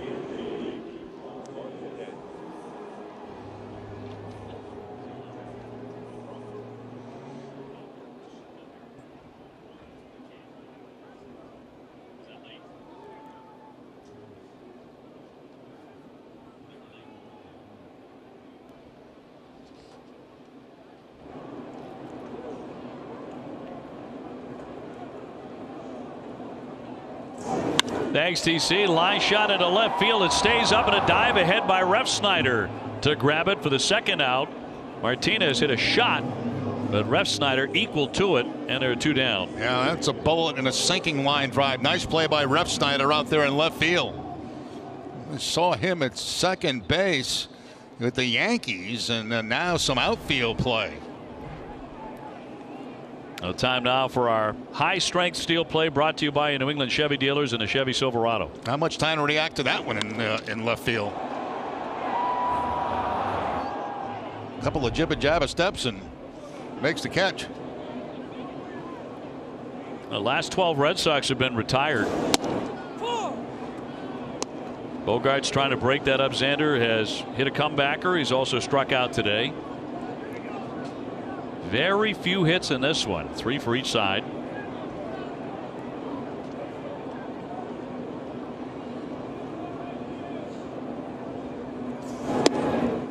Now you can see where the shadows become a little bit of an issue right now. You could see that last pitch, how it came out of the sunshine into the shadow as it gets to the hitter. That's a good shot of it right there. That's what the hitter's looking at. Bright backdrop, bright pitcher. Doc around the batting box. Devers on deck, the 2-0, well outside.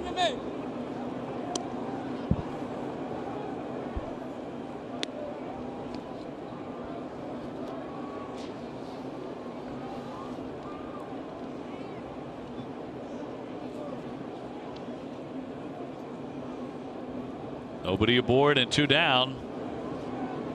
But the count 3-0, and here comes Romo. And he walked him. 4 straight pitches.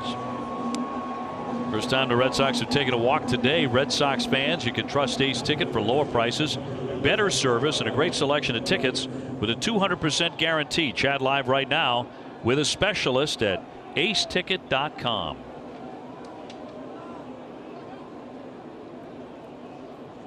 So the Sox have their first base runner since the 3rd inning. And Devers the batter, 0 for 2 today.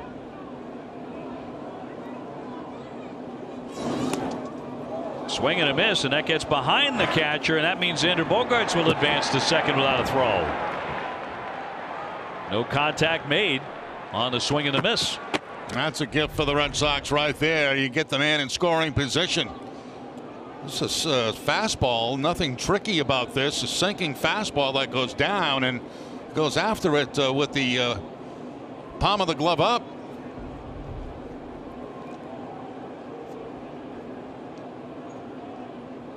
Now Devers has been the best RBI man here in the early games for the Red Sox. He's driven in 5. 2 down, a man at second. 0-2. That's where he likes it to be, 2 strikes.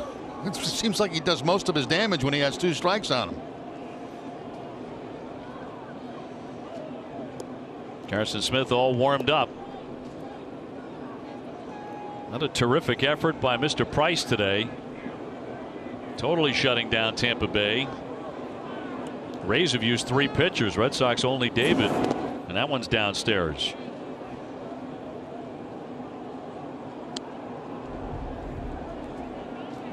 His manager loved the performance, and so did his teammates. So he has pitched 14 innings and not allowed a run to start the season. Swing and a miss. Devers upset with himself, and that's all for Boston.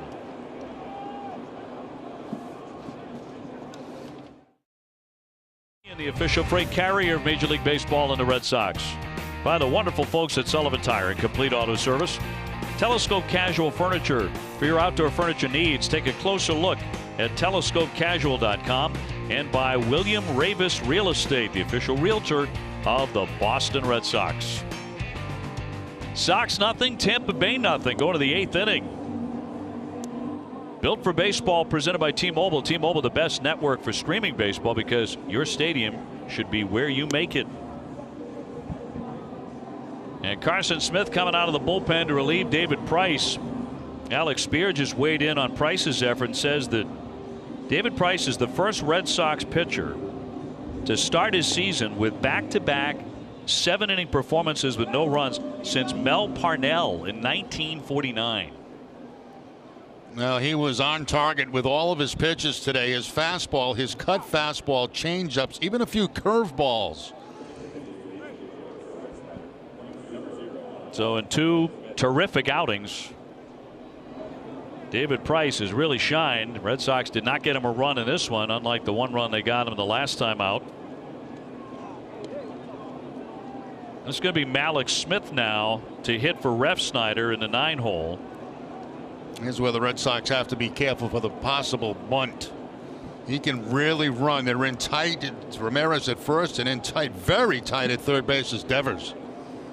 So they are at second base also with Nunez. Smith hitting at 300 on the season. He'll take ball 1. Duffy on deck. Kiermaier after him.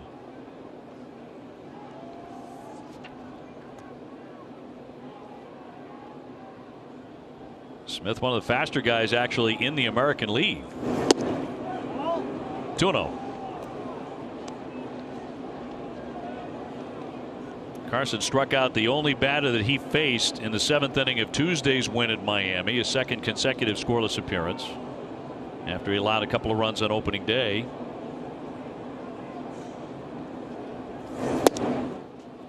And Jerry, are those shadows now? Yeah. Yeah. Yeah, they have an effect. There's no question about that. We had that great shot from behind home plate, and you could see the ball come out of the pitcher's hand bright, and then it darkens up as it comes to home plate.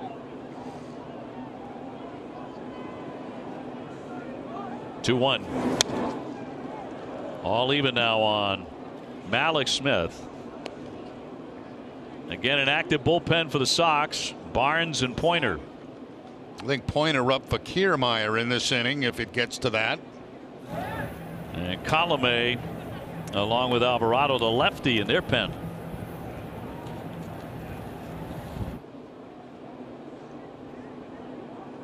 And from time to time, that wind really gusting as it is at the moment. Last foul.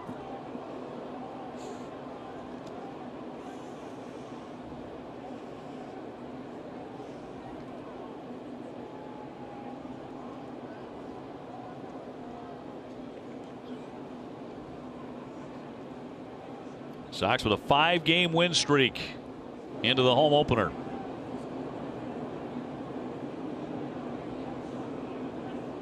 And Smith trying to put away the pinch batter, and he missed. 3-2.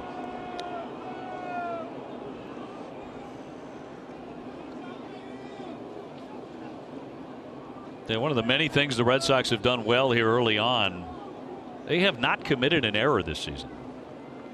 Now they played very, very good defense. 3-2. Being very pesky up there. Saturday at 12:30, don't miss Red Sox Game Day Live, presented by DCU. TC, Lenny, and Steve will preview Rick Porcello's start against the Rays. DCU, Digital Federal Credit Union. What can DCU save you?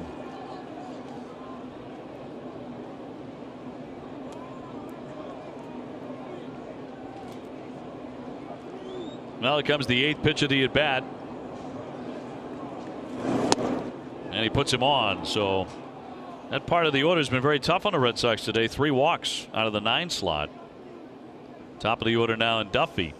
CVS Health is investing $50 million over 5 years to extend their commitment to helping people lead tobacco-free lives, moving us one step closer toward a tobacco-free generation. You can learn more at cvshealth.com/be-the-first. Well, two options here for Kevin Cash. The sacrifice, which would be the obvious one, and also a possible steal.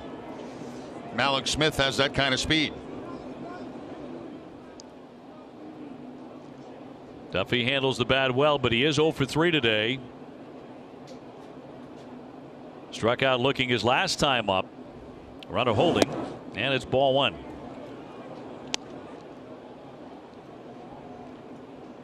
The third option would be a possible hit and run. Gaping hole on the right side of the infield as Hanley holds the runner. 8th inning, no score. Runner stays put, and that's a strike. Talk about the hit and run. You know, Carson Smith is one of those guys that you may want to put it on with because he's a sinker ball pitcher and he gets a lot of ground balls. And those are the type of guys you like to get the movement at first base. Try to stay away from the double play.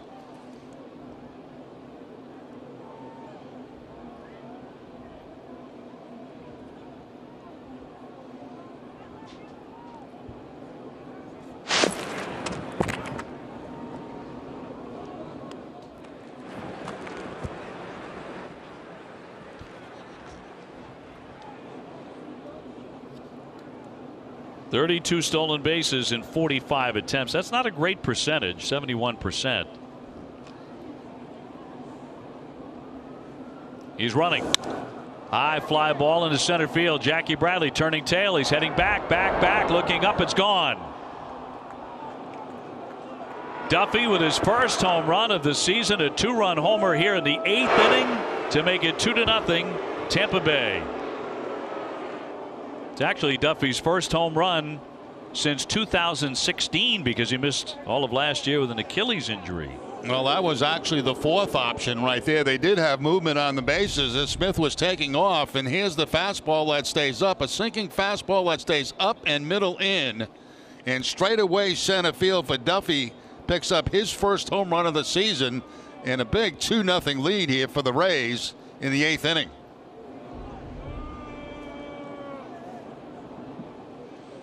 So Tampa Bay with the lead, and that brings up Kiermaier with nobody out. He's gone 0 for 3 today. First runs of the ball game for either side in the 8th. Kiermaier 0.77 for the batting average early.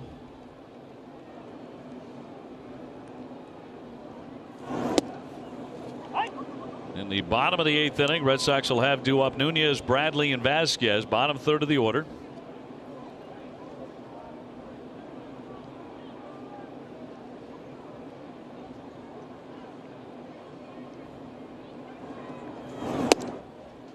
In there for a called strike on an off-speed pitch at 88. So the Red Sox are going to have to battle back here this afternoon in the home opener. Nobody out. And in there for strike 3. So we'll sit down Kiermaier for the first out of the inning. A backdoor slider that time from Carson Smith to get the strikeout. It's one that Kiermaier gives up on because he thinks it's going to be away, and it comes back to catch the corner. Want compelling Red Sox coverage at your fingertips? You can follow NESN on Facebook for news, rumors, analysis, and more. Everything entertaining and informative from a Red Sox angle. Visit facebook.com/Red Sox NESN. A man out for Carlos Gomez, who's just absolutely delighted that David Price is out of the ball game because he never had a hit off him. Went 0 for 3 today with a strikeout, a pop up, and a routine fly to center. And Carson Smith has just allowed a 2-run homer to Matt Duffy, and that'll just miss for a ball. 2-0.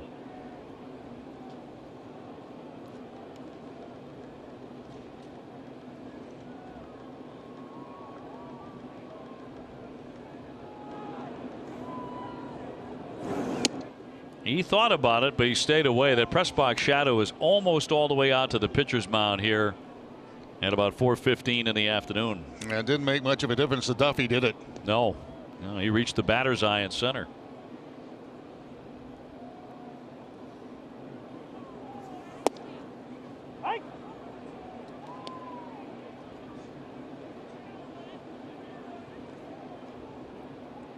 Alex Smith really battled in his at bat. He earned that walk. He was aboard when Duffy crushed the home run.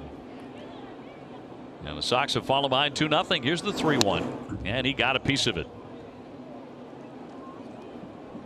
The Bruins are in the playoffs, and the quest for the cup is on. Stay tuned to NESN for first-round action, as well as pre- and post-game coverage for the entirety of the Bees' playoff run. Quest for the cup on NESN is brought to you by Xfinity. Xfinity X1 will change the way you experience TV. Plenty of Bruins fans / Red Sox fans scattered through Fenway on this day. Here's the 3-2. Line shot, but a foul ball. A little slicer up the right field line. 3-2 on Gomez. Yeah, no baseball tomorrow. A rare Friday day off for the Red Sox in a regular season. Rick Porcello will pitch on Saturday afternoon at 1:05 against Jake Faria. Neither team has decided who's going to start on Sunday at 1:05, and then Monday is another day off.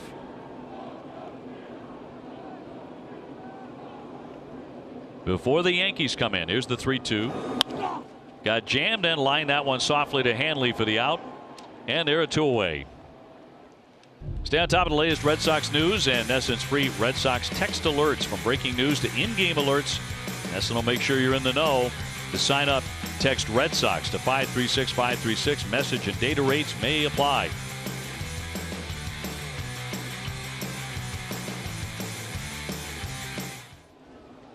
Sends up Crone now, the number 4 hitter, the designated hitter. He's got 1 for 3 today with a base hit.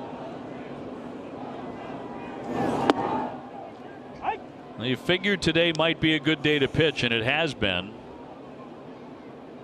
Although Duffy got one that he could handle, and he knocked it out of the ballpark to make it 2-0.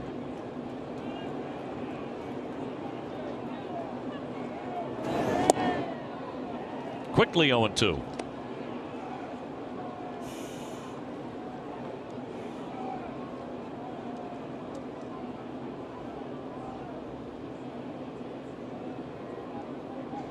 Nobody aboard and 2 down. Carson Smith bounces that one up there, and Vasquez with the stop.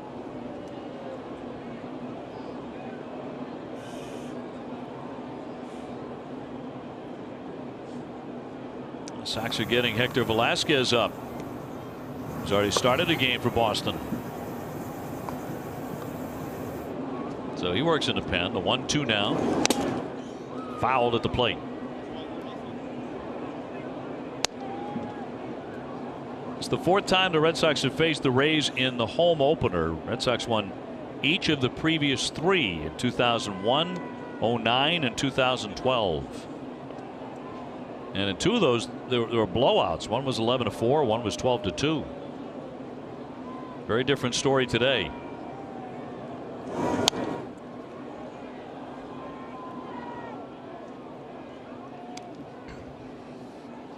Red Sox have been held to 3 hits today.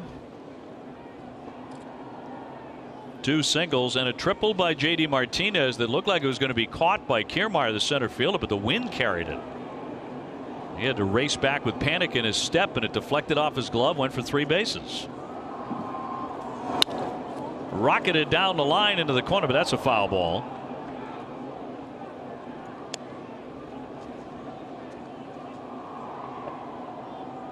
So ball and 2 strikes on C.J. Crone. C.J. Crone, line shot. Watch it just hook into foul territory down that left field line. Big hook on that hard line drive. That was a slider. Chopper to third, foul again. Putting up a tough at bat.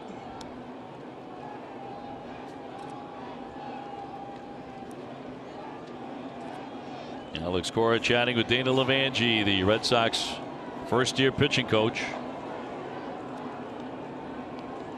He's really liked what he has seen so far. They both have, out of the pitching staff. Now to get some runs. 1-2. Tapper toward Hanley Ramirez. Underhand to Smith to get that out number 3, but 2 runs in on the Duffy blast. Throwback Thursday, so we are throwing it back to the home opener on April 14th, 1978. It was Dennis Eckersley's Fenway Park debut. He went 9 2/3 innings, and Jimmy Rice had the game-winning hit. The Red Sox won 5-4. Guys. Old Dominion, the official freight carrier of Major League Baseball and the Boston Red Sox. How about that? Slinging it up there. This is one of my favorite ball clubs all time as a kid. That team went on to win 99 games that season, one short of what they needed. Alvarado coming out of the bullpen now. Jose Alvarado. They also make a change in left field where Smith stays in. Red Sox need runs. Ground ball up the middle. Robertson has been very smooth there. And one gone. Saturday at noon, don't miss Red Sox first pitch presented by Joseph Abboud, available at Men's Warehouse. TC, Lenny, and Steve will analyze the Sox starting rotation. Joseph looking very winter-like today with the scarf.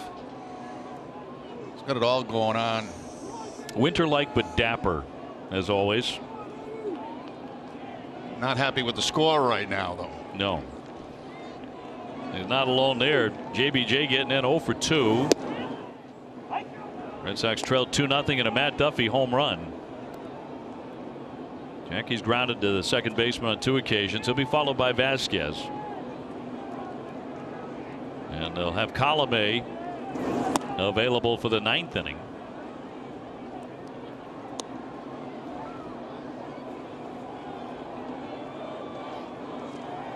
Jackie at the moment 105, no homers, no runs batted in.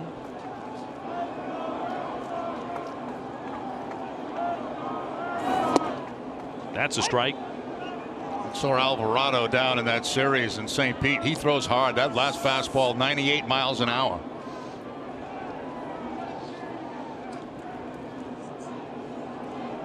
Tampa Bay has often had really good bullpens.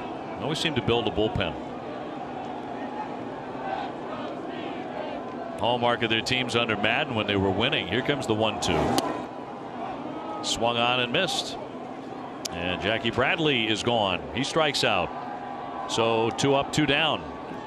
Not only was it hard, but it had a little tail on it coming back inside to Jackie Bradley this time. Now that ball moves down a little bit in the strike zone, right at the bottom of the strike zone inside. Speedway donating $500 to Boston Children's Hospital for every Red Sox homer. Register your Speedy Rewards card now and purchase 6 eligible beverages. You'll qualify to choose some great rewards.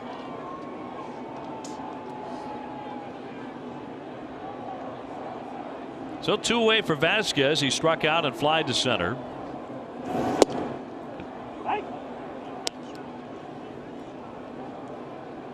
There's something new at Fenway this season is the Jim Beam Suite, which is right next to the Red Sox dugout. And just to the right of the camera well. Looks pretty seamless, just like everything else that they've done here, adding to Fenway, improving Fenway over the years. And you're as close as you're going to get right there. There's a great seat.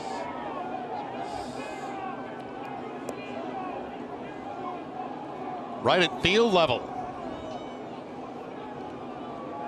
Hoping to see some runs. 0-2, 2 down, bases clean. And that's in there for strike 3. He was overpowering in that frame.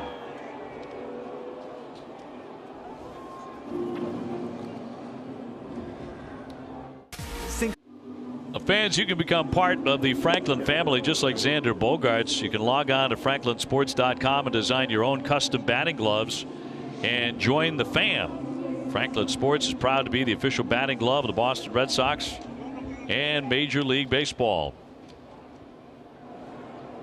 Sox are trailing here 2-0 going to the 9th inning against Tampa Bay.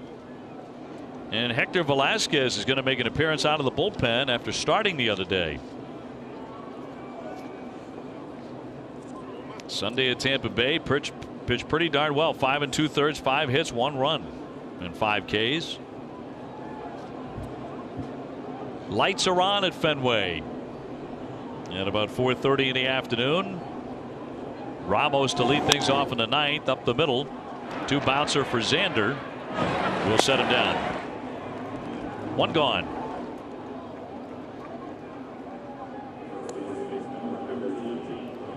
Brad Miller to hit next. The Red Sox will have the top of the order come the bottom of the 9th inning. Betts, Benintendi, and Hanley Ramirez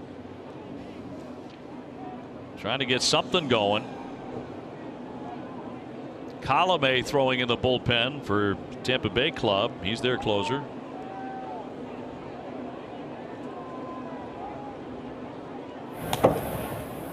Miller 1 for 3. Base hit. He's also flied out twice. Difference in the ball game, a 2-run homer by Matt Duffy in the 8th.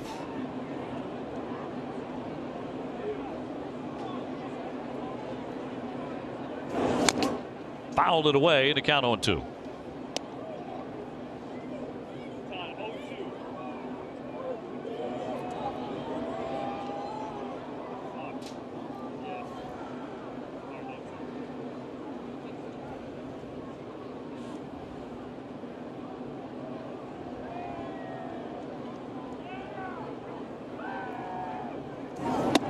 And that is well off the outside. Echeverria on deck.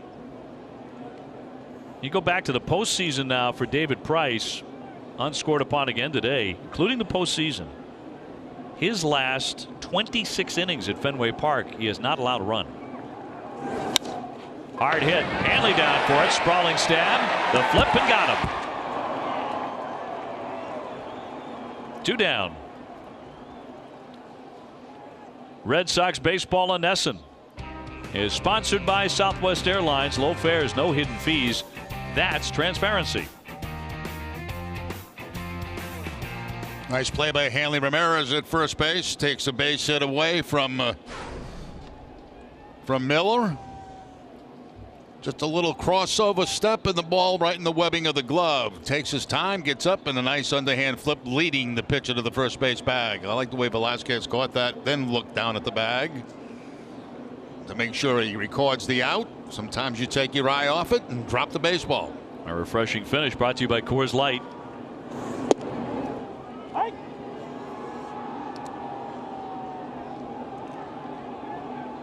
Echeverria hitless on the day, a fly out, a grounder, a strikeout. We are in the 9th, 2-0 the Rays.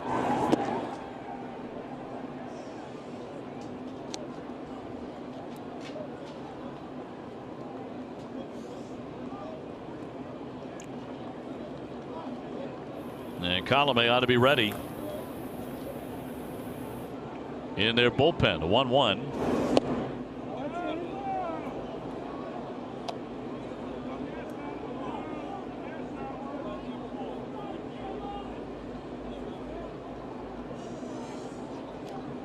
Sox will have to come back to get Alex Cora a win in his Fenway Park debut as a manager.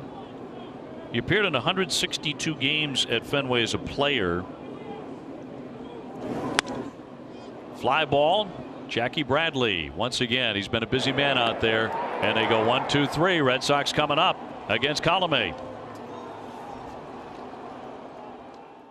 Baseball on Nesson is brought to you by Toyota's official website for deals, buyatoyota.com. Franklin Sports, the official batting glove of Major League Baseball. Southwest Airlines, low fares, no hidden fees, that's transparency. And by your local New England Ford dealers. Bottom of the 9th inning, Red Sox are down 2-0 here in the home opener. Colomé out of their bullpen, and Mookie Betts in the box. He'll be followed by Benintendi and then Hanley Ramirez in the 9th. He used him a lot a season ago, 65 appearances. And pounds in strike 1 to Mookie.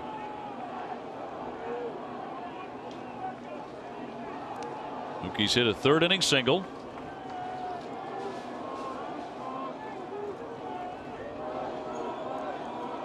Sox have been held to 3 hits here this afternoon. 0-2.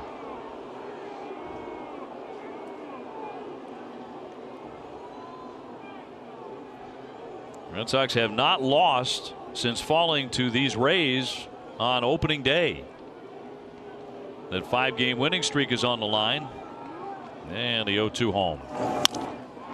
base hit into left field to get the Red Sox started. Here's our game summary now, brought to you by Xfinity. Mookie Betts, the leadoff man aboard here in the 9th inning. Chirinos went 5 strong, but Price went 7 exceptional innings again, allowing no runs, 3 hits. He has not been scored upon in his first 2 starts, but the Red Sox with no runs yet. Now the Red Sox pick up their first hit since back in the 3rd inning, as Betts picks up the base hit between 3rd and short.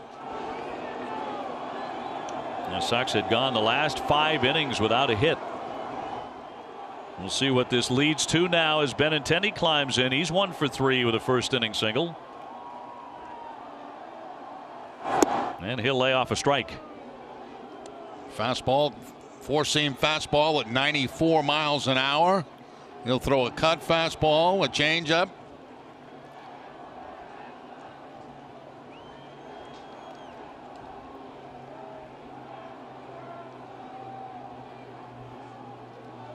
Oh, 1 to Benintendi. Now he's behind 0-2, but so was Mookie Betts before his base hit.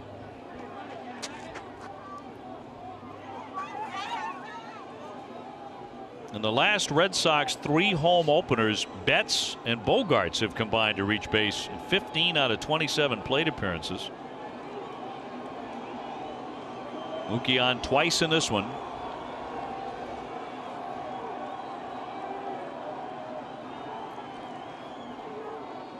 Two-strike pitch. Bounced it up there and stopped by Ramos.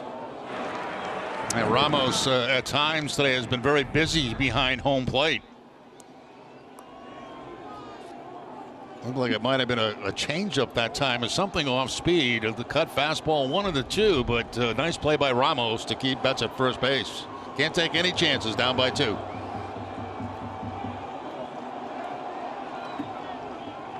Going for the fastball away. He digs out his lead, and the 1-2 he's holding, and that'll be outside. Good take there. Yeah, it was a good take. Very tempting pitch to swing at, especially with 2 strikes on you. Tough to let go because it's going to be close, but it definitely was outside.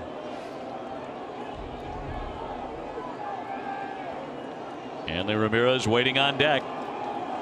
Bottom of the 9th.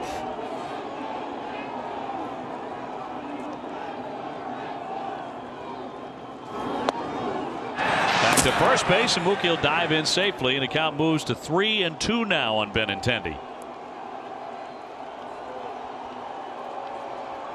So the fans rising up around Fenway.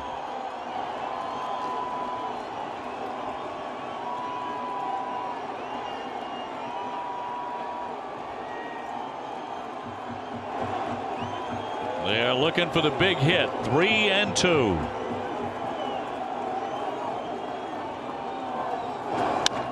Lashed that, fouled away to hang in there. Good spoil right there by Benintendi. That pitch was close again on the outside part of the plate. Little cut fastball, and instead of taking it and taking the chance of having it called a strike, he's able to foul it off.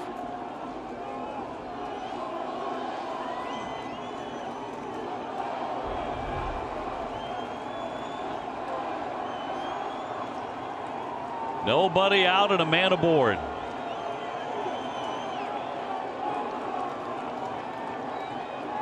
And Colomé will deal. And he walked him. And the Red Sox have 2 men on with nobody out in the 9th. And the power coming to the plate. Ramirez, Martinez. Hanley so far on the day 0 for 3. Couple of strikeouts. He's grounded out to 3rd. Lots of heroics in Miami. Craig Kimbrell throwing in the bullpen suddenly. Red Sox down 2-0. Martinez has come to the on deck area.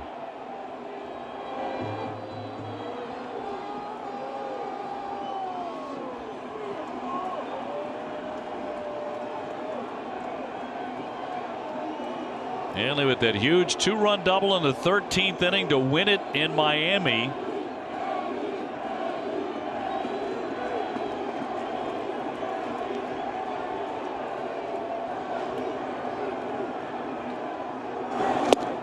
He took a massive swing for strike one. Yeah, one thing on his mind in that first pitch, and that was to end the ball game 3-2.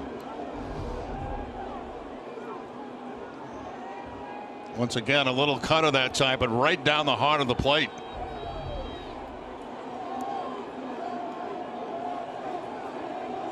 So Mookie Betts on, Andrew Benintendi on. Excellent speed on the bases.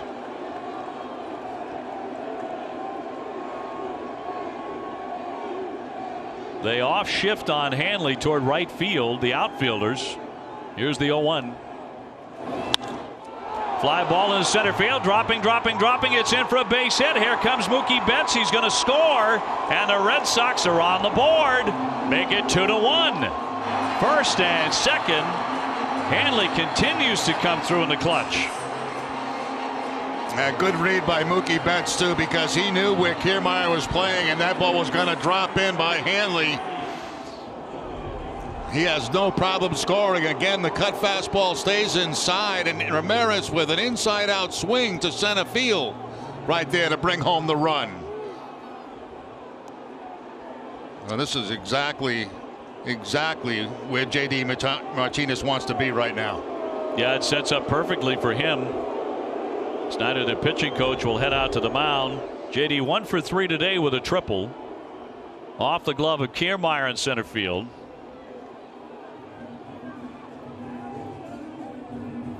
But a golden chance for him to tie up the ball game or win it for the Red Sox here in the 9th inning.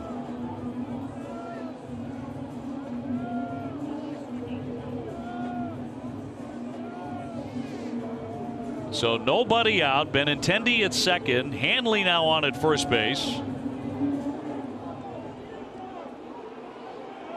And J.D. Martinez in the box at Fenway in the 9th inning.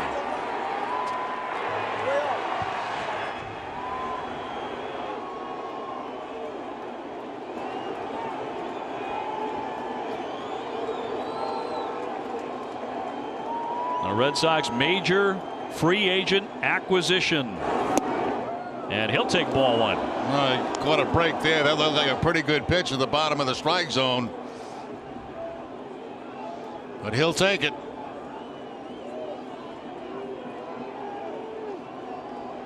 Now they put 3 men over on the left side of second base. He's such a good off-field hitter. The 1-0. He went for it there. 1 ball and 1 strike. 45 home runs a season ago, and was big time clutch in Arizona.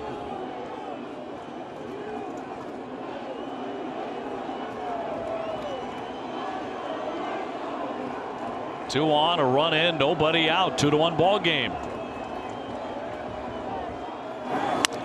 And grounded foul. 1-2 on J.D. You can really see how Colomé here, everything has been down in the zone, trying to stay away from the power of J.D. Martinez. First 2 pitches low, third pitch low, tops it, foul down the third base line. Trying to induce a ground ball double play. Last time up, he lined sharply to left field. He really put a good swing on it.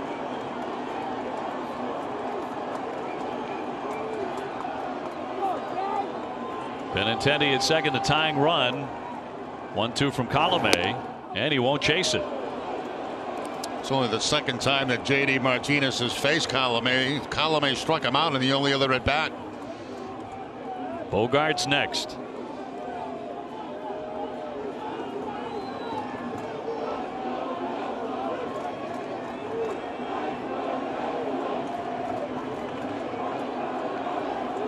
And the 2-2. Ground ball that left side. Echeverria goes to the bag for 1. Low throw, dug it out, and a turn 2 down to third Benintendi. So Martinez doubled up, and just like that, there are 2 gone and the tying run 90 feet away. That's exactly what they wanted, a ground ball. And I'm going to tell you what, Miller at first place has had one heck of a game. He scooped that ball out of the dirt. If that ball gets by him, that run scores, and you got a tie ball game. There's Echeverria. Now watch the throw and watch the pick, the backhand at first base by Miller. He's been doing that all day. He really has. He saved about 3 over there. Well, the Red Sox are not done yet. Runner at third, 2 down for Xander, who's been pretty quiet the last couple of games. He took a walk his last time in the 7th inning. You see what he's done against Colome. Good numbers.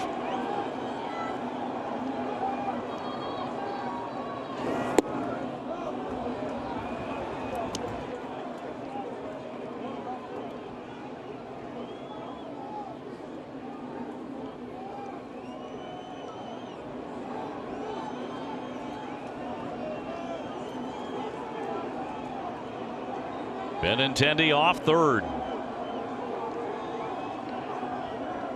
The 1-0 to Xander. Keeping that cut fastball away from Bogaerts, and they are shading him the other way.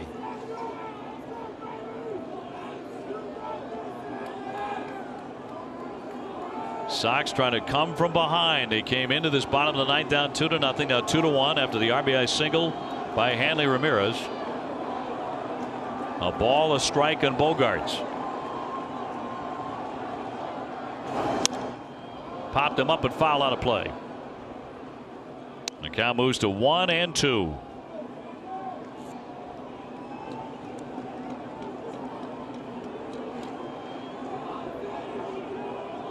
Bogaerts has been really one of the better 2-strike hitters in baseball the last several years. Trying to do it again.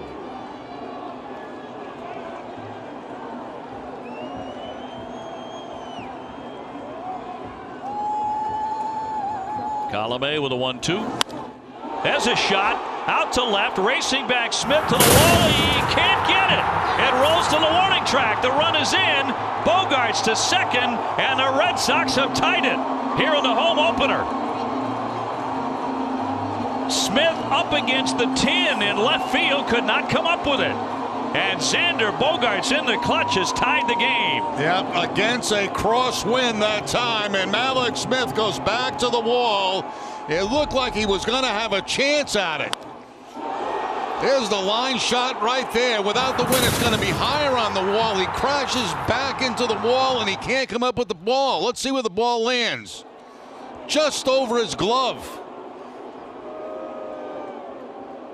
So now they intentionally walk Devers to put him on first base, and he'll take their chances with Nunez. So the Red Sox battle back to tie it here in the 9th. So now trying to win it in the 9th. Nunez has gone 0 for 3. He's made contact 3 times with 3 groundouts. Bogaerts the key man at second, representing the winning run. That'll be low for ball 1. So in the inning, well, it started with a Mookie Betts base hit, the all-important leadoff man getting on. Benintendi taking a walk. Hanley with the base hit to drive in a run. Martinez bounded into the double play, but now Xander coming through with the RBI double to tie it. Devers intentionally walked, and now comes the 1-0 to Nunez. And that's a ball, 2-0. Humped up a little on that fastball at 94, but outside.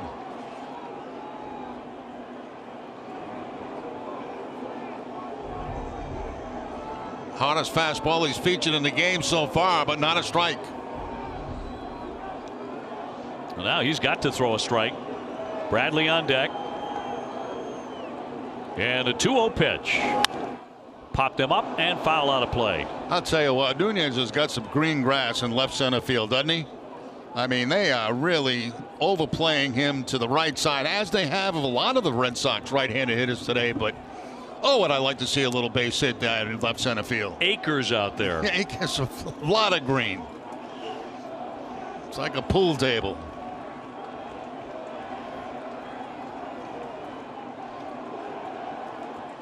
Bogaerts and Devers leading away 2 down.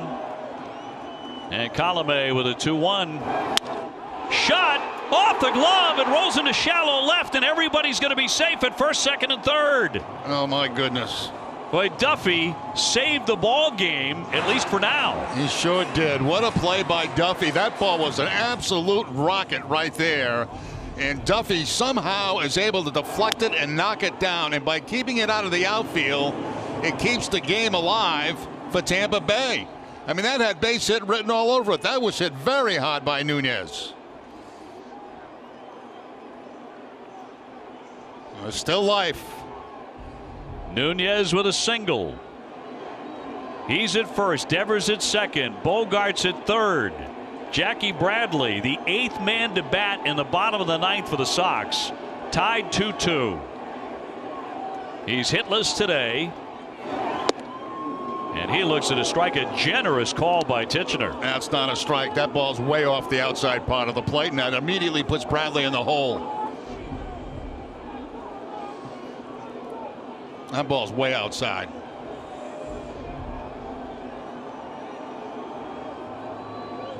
No place to put JBJ in the 9th.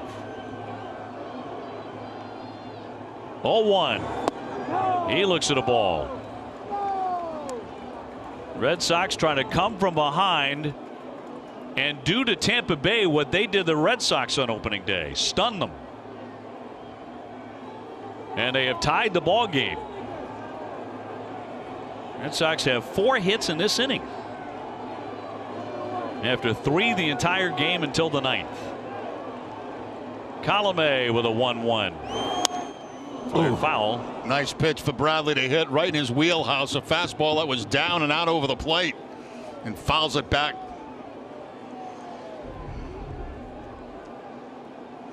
Oh, that's a good pitch for Jackie. He likes it down there.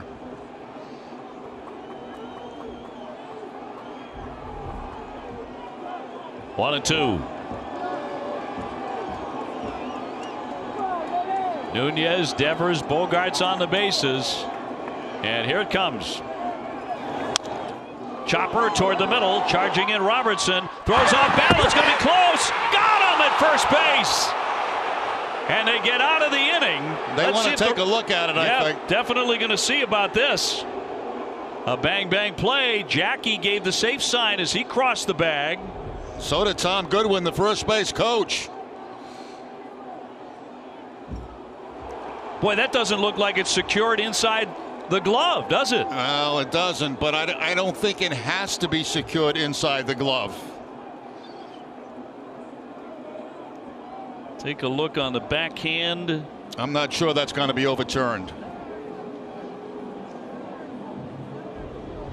So we will see as this play is under review. What a way potentially to end the ball game. Oh man, huh? that'd be unbelievable. I don't think there's enough there. We'll see. I'm like 0 for 5 this year so far. Well, the Red Sox certainly believe that he should be safe. Now the Red Sox think they've won the game.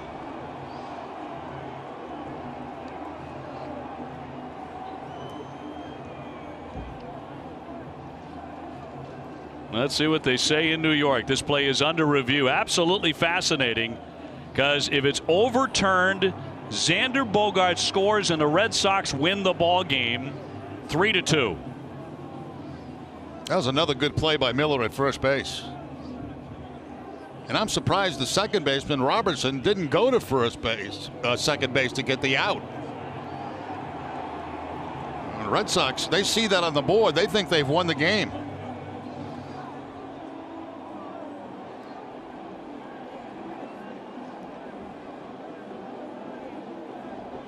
So it comes down to this, at least in 9 innings, on a really close play at first base. Nothing, Amy.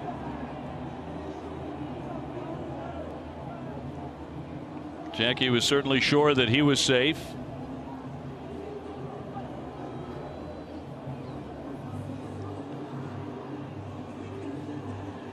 Well,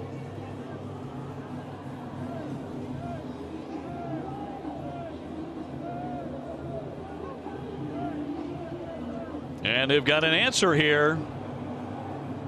And he's out. And we are going to extra innings.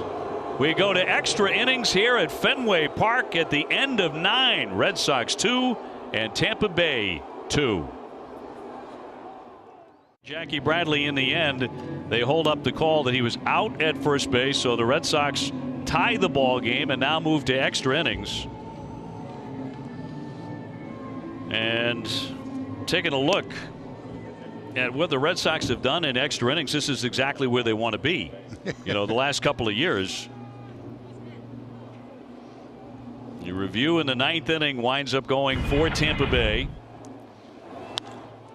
Hanley Ramirez with the base hit to bring in the first run for the Red Sox. As Mookie Betts, who started off with a single, then Bogarts off the left field wall. A nice attempt there by Malik Smith, but the Benintendi scores. We got a tie ball game. And then here's the play. I thought the second baseman was going to go tag second. He throws the first, and Miller comes up with another great play at first base. He saved about 4 today. And here's the out call by the umpiring crew. So Denard Span in the ball game, and so is Craig Kimbrell. As we go to the 10th inning, Red Sox just won another extra inning game the other day.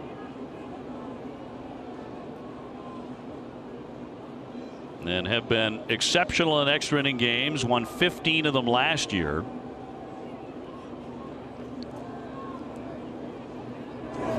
And Span will lay off. Kimbrell now in the 10th, tied up 2-2. Sox have out hit Tampa Bay 7-4.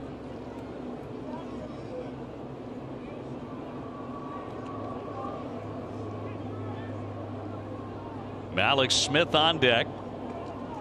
And then Matt Duffy, who hit the 2-run homer in the 8th inning.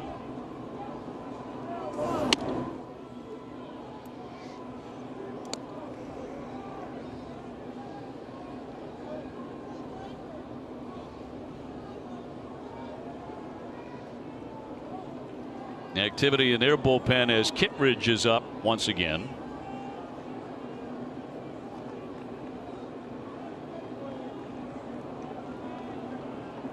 And the 2-1 from the closer. Line drive and a base hit into right. So Span is aboard. And he runs pretty well. And we'll see right now with Malik Smith coming up if they sacrifice or try to sacrifice him to second base. Now, one thing about bunting against a guy that throws as hard as Kimbrell does, it's tough. I mean, you've really got to be able to deaden the ball. If that's what Kevin Cash chooses to do.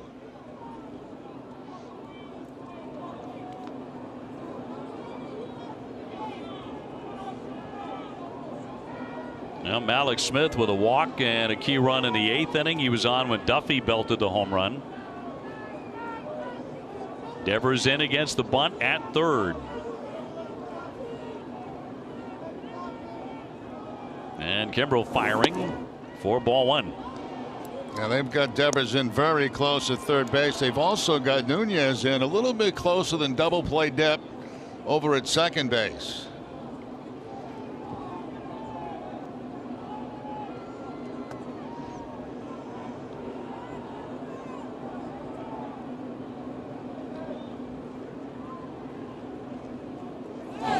Pitch, runner on the move. Bogarts has to double back and slide to make the play.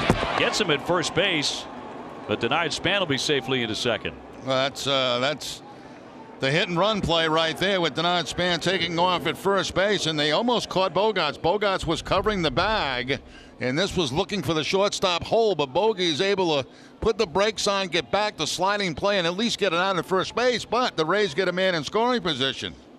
And the batter will be the dangerous Matt Duffy, who crushed that home run onto the batter's eye back in the 8th inning.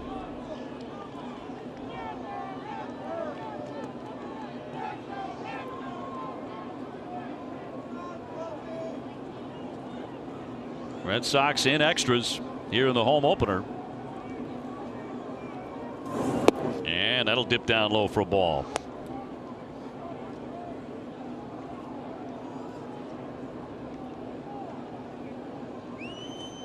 Kiermaier waiting his turn. He is 0 for 4 today.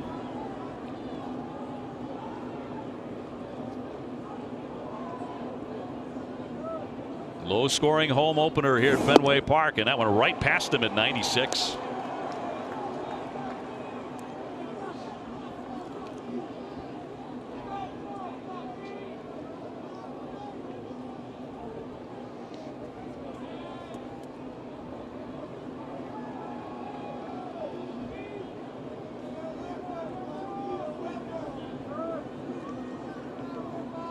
Kimbrell's 1-1. 96 again. Let's say one thing, Dave. There have been no shortage of very close ball games in the first the Red Sox have played. Feels like nothing but. Well, the Red Sox have been winning them. And looking to do it again here this afternoon. Tied up 2-2. Kimbrel looking for the K here, and he gets it. He elevates that to strike him out. That was like no chance. It really was. Kimbrel can make hitters look like that, like they have no chance at all. This fastball rising, and you got absolutely no opportunity to make contact on that.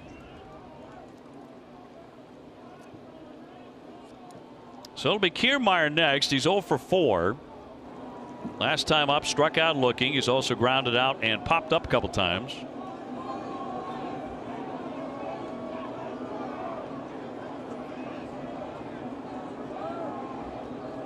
Man at second, Kiermaier will take ball 1. Kiermaier in his career has faced Kimbrel 5 times, and he has struck out 5 times.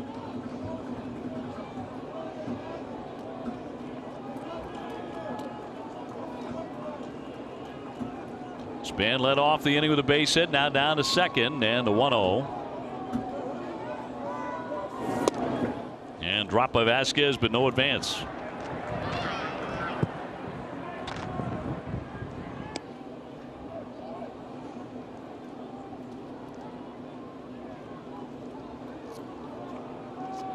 Red Sox again getting excellent pitching today. They've held Tampa Bay to 5 hits all afternoon.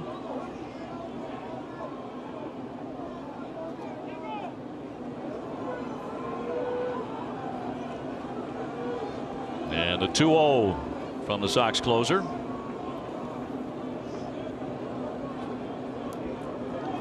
David Price went the first 7. He allowed 3 hits, no runs, and struck out 5 men.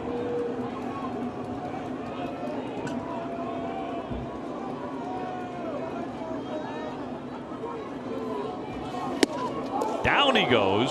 Did he swing the bat though? No, he didn't. They appealed to Angel Hernandez as to whether that should have been a swing. Well, it was almost a swing. He was doing everything he could to hold up, including falling down.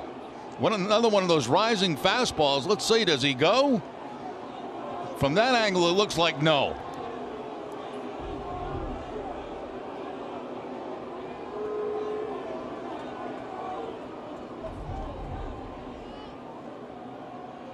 That's what the third base umpire is basically looking at, except at a lower level. I don't think that he did go. So to count 3-0 on Kiermaier. And ball 4. So that'll put him on at first and second in front of Gomez, who has gone hitless here this afternoon. Dan Levangie coming out for a mound visit.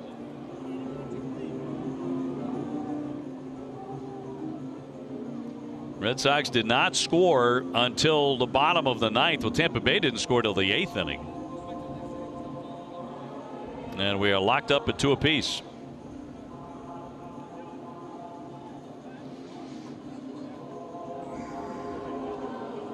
Extra innings again for the Red Sox, who went 15-3 in extra innings last year and are 1-0 this year.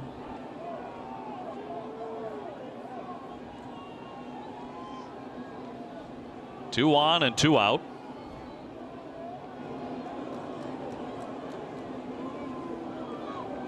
Gomez 1 for 7, 3 strikeouts against Craig Kimbrel, who buries that one for ball 1. Tried to get him to chase that breaking ball that time. Good block by Christian Vasquez behind the plate.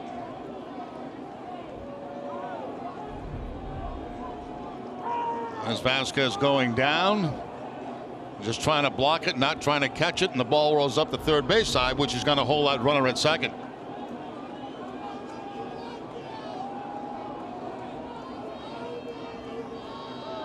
Span the runner at second base. Come on, gotta have it. Got to have it. I'm begging. Got to have it. Tichender's had kind of an unusual strike zone today from time to time. Kimbrel with a 2-0 pitch to Gomez. He's got 1 home run this season.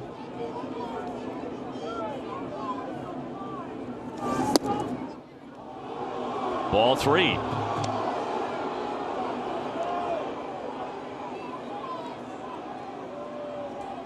And if he walks him, the bases would be loaded for Crone on deck.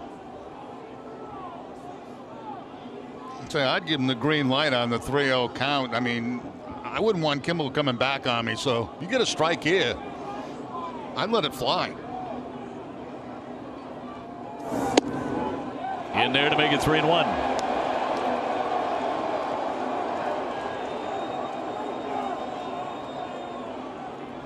Now Gomez, one of those hitters you don't have to tell to go hacking if it's anywhere close. Absolutely.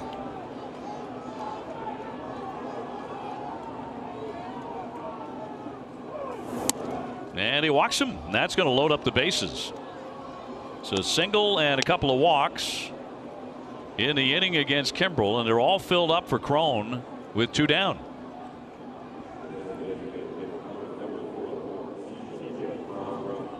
Crone in this one, 1 for 4, a base hit in the 6th inning. He's also struck out, flied out, and grounded out.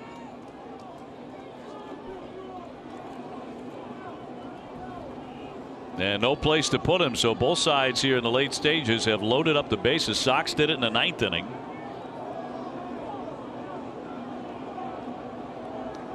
With Jackie Bradley up there, and he grounded to second. Close play at first base, but he was ruled out, and on the review it was upheld. And that'll be inside for ball 1. See how Crone just left his elbow there? Almost like, you know, if I want to throw a breaking ball and it's inside, I'll let it hit my elbow. And that would have been a run. Watch his front elbow. Almost tries to get hit.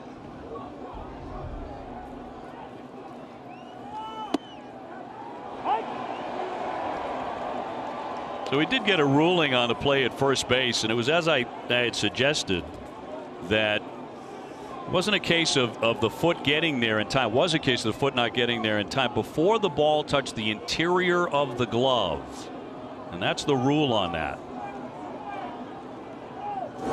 So that was their determination. It's one man's opinion. 1 ball and 2 strikes to count.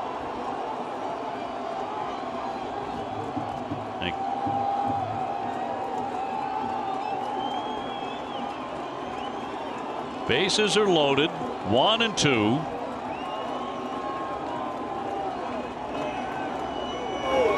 Got him! He struck him out.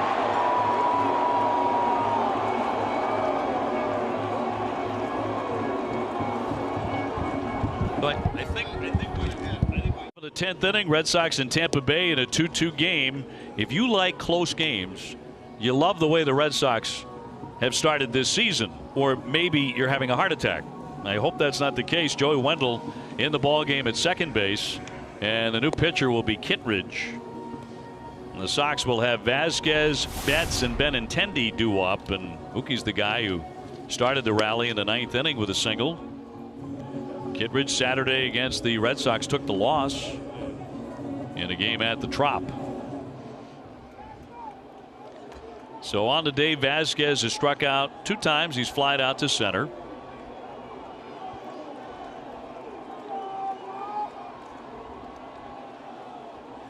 Red Sox last year had 10 walk-off wins. That was tied for 3rd most in the majors. In fact, 9 of their last 29 at Fenway last year were walk-off wins. So looking to keep that trend rolling into the new baseball season.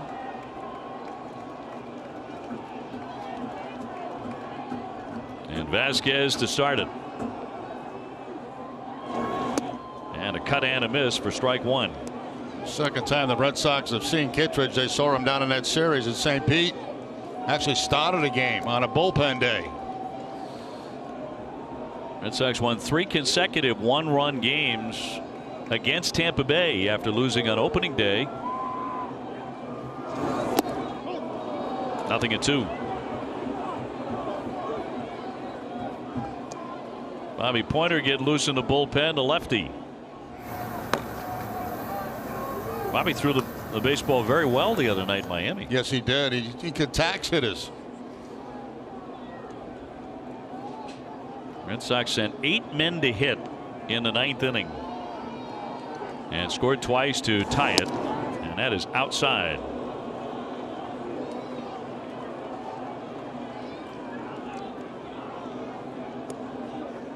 Extras for the Red Sox, where they have been pretty darn near automatic the last couple of seasons. 1-2 to the right side. Wendell just into the ball game for the out.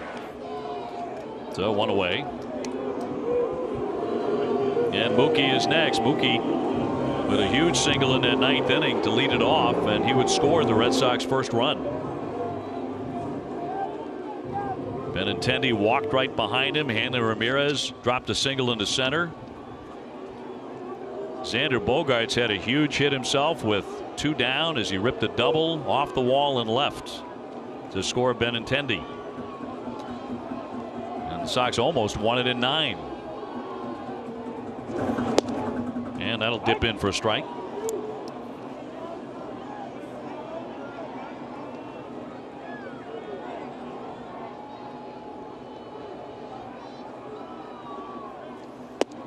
He pounds it in there at 95. He does throw hard. 0-2.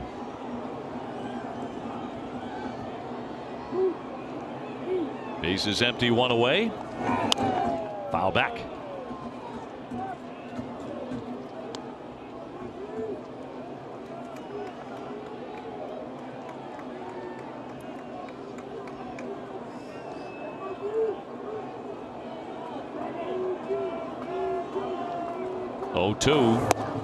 Wouldn't chase it. It's a big night in the city. Justin Timberlake is in concert later this evening over at the Garden. And I'm not going. You had so much fun in traffic earlier today. You're going right home. 1-2, and down he goes. Strike 3. Tough pitch. So 2 gone. And basically staying with that breaking ball of Mookie Betts. Big slider that's going to get Betts to chase. Actually a pretty good pitch. A little bit down, but that's what Betts is asking about. Was it too low?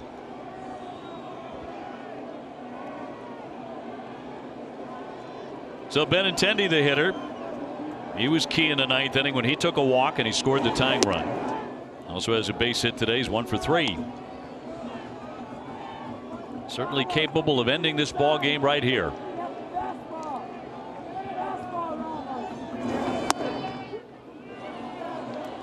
Wind has been gusting out to right most of the day.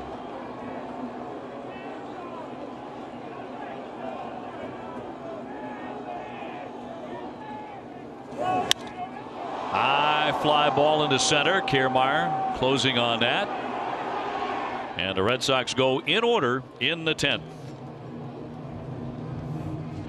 Locked up 2-2 as we go to the top half of the 11th inning. Jerry Remy back where he belongs in the broadcast booth here for the home opener. And here comes Bobby Pointer out of the bullpen. Bobby has been impressive so far in that he's a guy who is not afraid out there. No, not at all. He attacks hitters. The left-handed coming in, when you still had guys like Bonds, Kelly, Hembree left in the bullpen.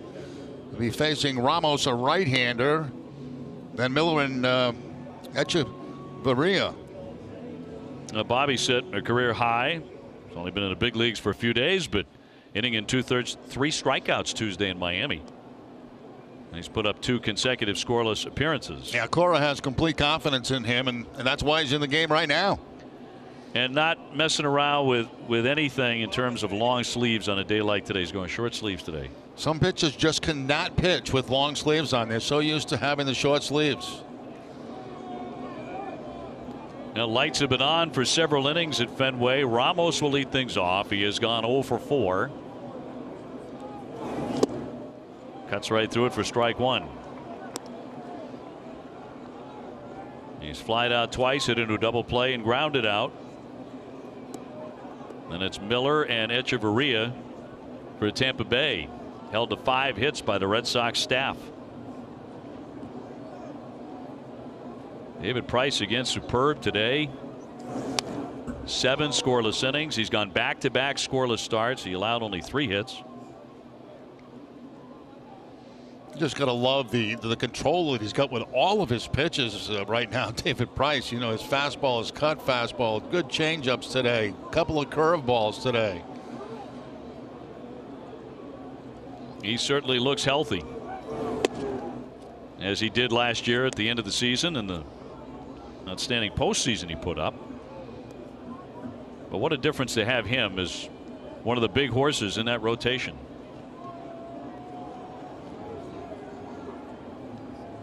One, two.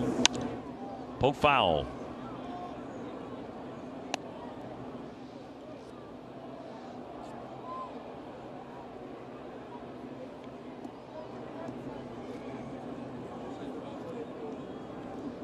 Miller on deck.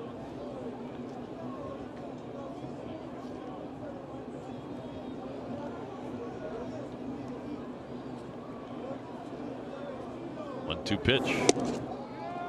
Just a little wide at 90.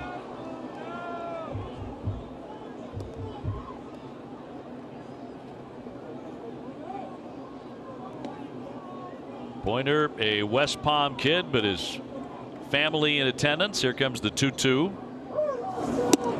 Inside for ball 3.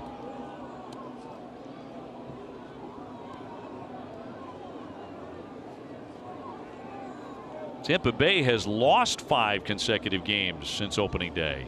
The Red Sox have gone completely in the other direction and won 5 straight. Here's the 3-2. Rattle foul.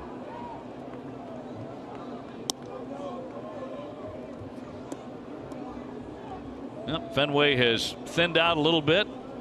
Packed house saw the first pitch today by David Price. After a ceremony that included the gold medalist United States women's hockey team. 3-2 again. And he got him. 1 away. Let's go back to David Price and take a look at his 5 strikeouts in this game today, and a masterful performance again by Price. Got that fastball working on the inside corner right there. Then the breaking ball, it looks like the curveball that time. Cut fastball to the outside corner for his 3rd. Another cut fastball for his 4th. And of course a cutter for his 5th.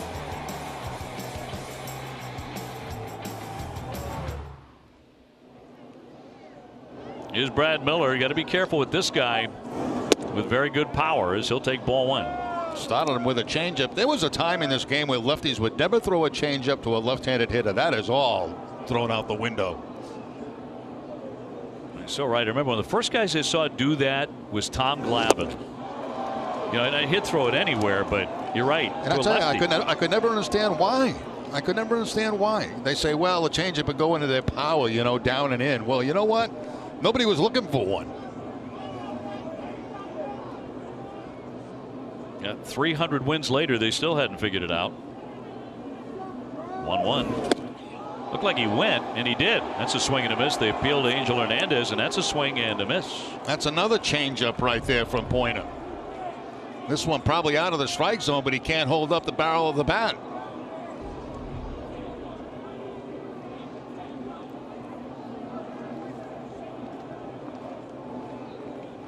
One down, nobody aboard. 1-2 coming.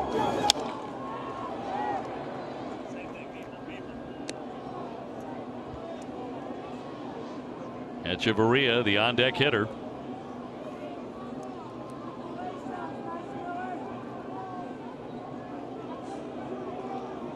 Little bit of sunshine in center and in right. Waved at and missed. He put away another one. Back-to-back strikeouts. Now that's 3 in a row going back to last inning. Crone struck out to end the 10th. Now a fastball to the outside. And no contact by Miller. It's been another good game. Man, we've had our share of good games so far this season. Oh, we sure have. Tough, competitive games. Echeverria here. He's gone 0 for 4. And the Red Sox come the bottom of this inning. Will have due up Hanley Ramirez, J.D. Martinez, and Xander Bogaerts, the heart of the order.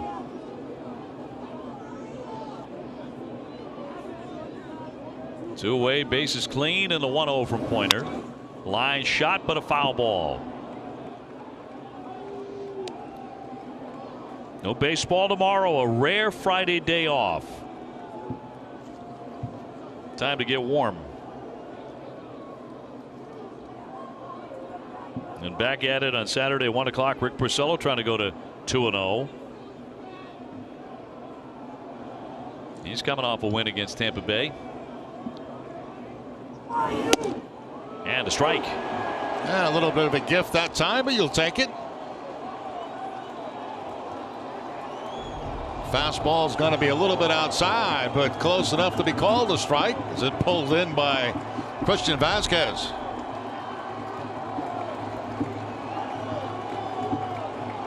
Pointer, the rookie, with a 1-2. Got a piece of it. Big hack by Echeverria. So much for cutting your swing down with 2 strikes, right? Right. Especially in extra innings with a 2-2 game. Came out of his shoes.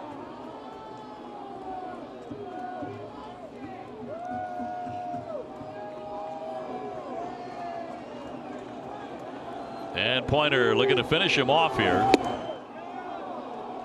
2-2. Red Sox 2, Tampa Bay 2. Sox dramatically tied the ball game in the bottom of the 9th inning on a run scoring double with 2 down by Xander Bogaerts. Line drive to right. Mookie Betts closing. He's there to make the catch. And Pointer gets him 1-2-3.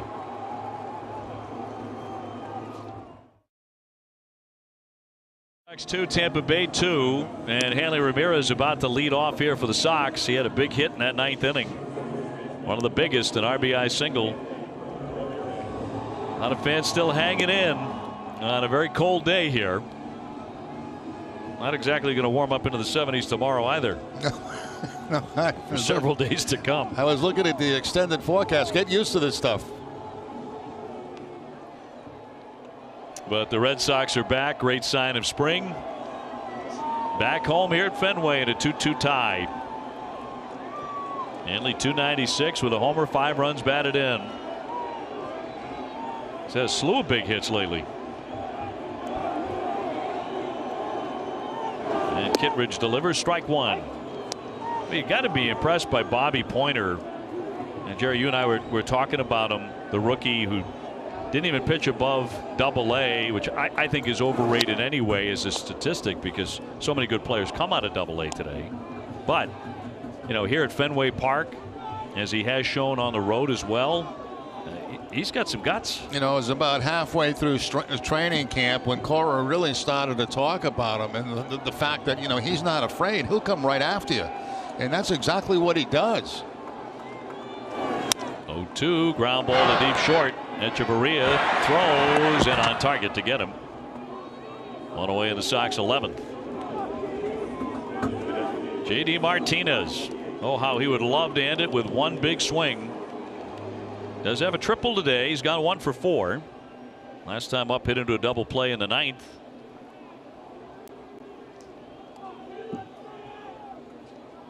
Dating back to last year, the Red Sox have actually won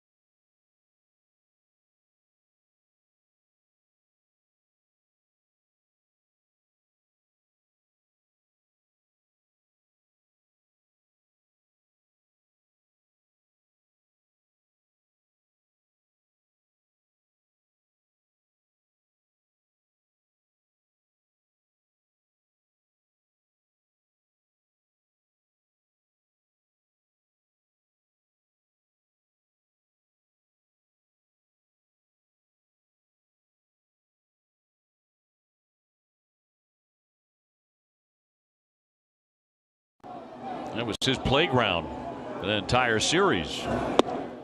He'll take a ball in. It could wind up being a very, very important hit indeed by J.D. Martinez. That single into right center field.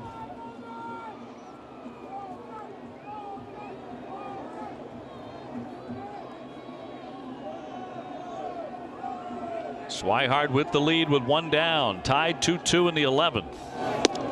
And a strike. Yeah, that's the kind of pitch you want to swing at right there on a 2-0 count. That ball nasty on the outside part of the plate. Sox all time in home openers are 70-47, and here at Fenway 61-45. So often a very good day for the local 9. Here's the 2-1. Line shot caught by Duffy. Boy, Duffy. I'll tell you what, Duffy has saved this game on a couple of occasions. You're looking at least a second and third right there. And remember, he knocked one down that kept the potential winning run from scoring earlier in the ball game. Line shot by Bogaerts. Yep, Longoria couldn't have done it better. That was a big play early in the game when he dove and just deflected the ball so it couldn't get to left field. So 2 gone for Rafael Devers. Rafael's this one squirts underneath. There goes the run of Swihart. He'll be into second base. Kind of a slow developing play. Swihart immediately maybe didn't see it, but in plenty of time down to second, and the Red Sox have the winning run at second base. They're going to walk Devers, I think, again with first base open. Yep. And give it to Nunez again. There's a pass ball. There's the play that gets Swihart to second base in scoring position. Swihart was going to make sure that time that the ball was well away from the catcher. They put Devers at first, and Nunez has another opportunity. Snyder back out there, the pitching coach. So the Sox will have him on at first and second after the intentional pass. Nunez last time up, an infield hit. So he's 1 for 4 on the day, and he has a chance to win it for the second time of the ball game.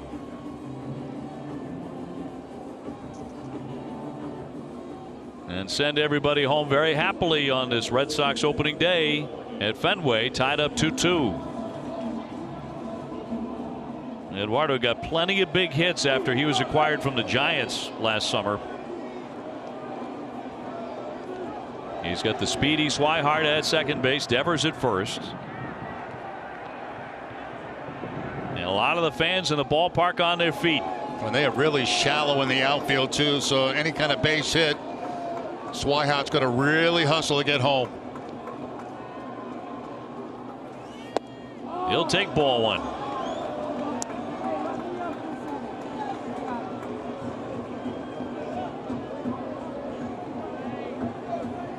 And I want to see somebody hit that green grass in left center field.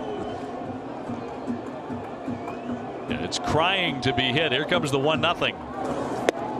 He lays off ball 2. Back-to-back breaking balls. Jackie Bradley thrown out at first base in the 9th inning on a close play.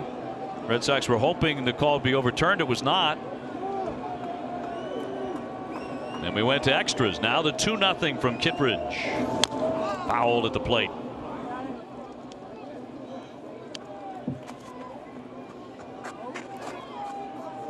J.D. Martinez contributing in the inning with a base hit.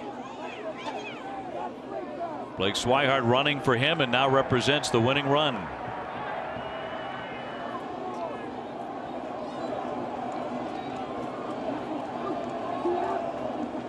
Two out, 2 on.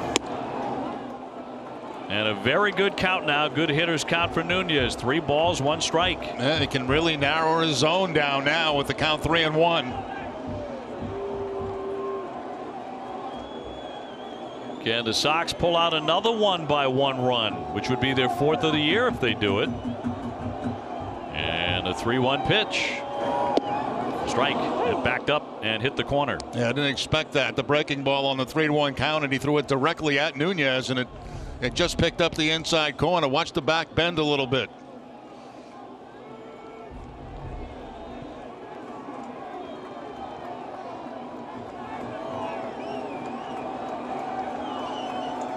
Here comes a 3-2 pitch. Runners on the move. Hard ground ball to third. Down for it. Duffy will go for the tag, and will get Swihart to retire the side.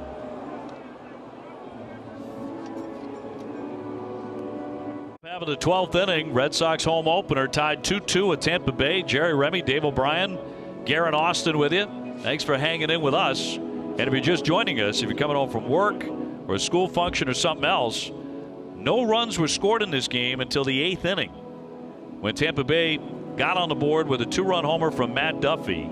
So the Red Sox were facing a 2-0 deficit going to the 9th inning, bottom of the 9th, and they scored twice. The key shot, Xander Bogaerts with an RBI double with 2 down to tie the ball game, chasing in Andrew Benintendi, and that propelled us to extra innings. Here's Joey Wendell to lead things off, and he'll take ball 1, getting the 12th inning underway. A couple of lefties to start this inning off, so Pointer still in the ball game. Roll foul.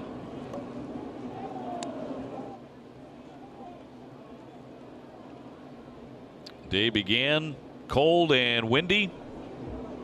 Been the case all afternoon, now into the early evening. Who will prevail in the Sox home opener? Pointer in the game for his 2nd inning. And a strike. There's that changeup again, lefty against lefty, that time hitting the outside corner with it.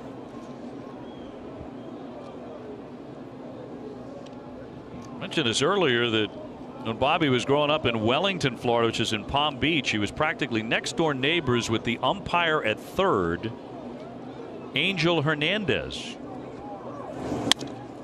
Ground ball, that'll be through for a base hit. So Wendell gets it started here in the 12th inning with a single. Well, see how Kevin Cash plays this. He's got a lefty Smith coming to the plate. Going to try to sacrifice him to second base. Didn't sacrifice earlier in the extra innings. The last time Smith was up, and Smith eventually grounded out in that at bat. Yeah, back in the 10th. Yep. Tevez is expecting it. He's way in at third. We saw Malik Smith practice a lot of bunting while we were there in Tampa, and he gets this one down toward first. Hanley will go to the bag. Nunez covering, get the out, but down to second base now is Wendell. So he does his job. Yep, job well done right there. Going down the first base line. You don't want to go to third because the first baseman has to hold the runner on and then make the charge. So you try to bunt the ball with the man at first base down the first base line. Dana Lemanji out now for a mound visit along with everybody else. Matt Barnes is up in the pen for the Sox. Red Sox locked up in a 2-2 tie in the 12th inning. Go ahead run now in scoring position for the Rays.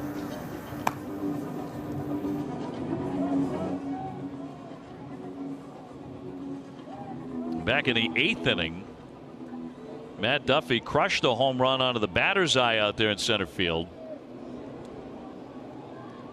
Off of Carson Smith that made it 2-0 at the time. First runs in this contest.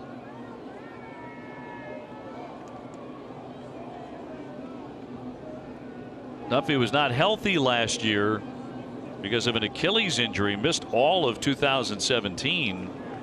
The year before that, though, he drove in 77 runs for the Giants and batted .295. He's a good hitter. Fly well hit to right. Mookie Betts there, though, to make the play. Runner tagging. Wendell will advance into third, and he'll stop there. The throw gets away from Nunez, but no advance beyond third by Wendell. So 2 down, but a man at third. Well, one more batter for Pointer, and that's going to be the left-handed Kiermaier. Lefty against lefty matchup. Our boys are waiting for this one to come to an end. I like Tom Caron's hat. Looks good. Looks good on him. Yeah. They look like they're nice and warm out there waiting for the game. Oh, yeah, very toasty. Yeah. That's the look on Psycho's face. I'm really, really comfortable. Kiermaier showing bunt. He takes the ball.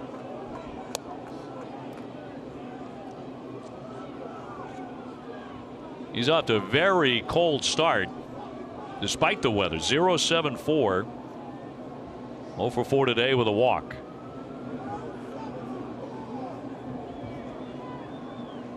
Man at third, 2 down for Tampa Bay, and he fouls it away.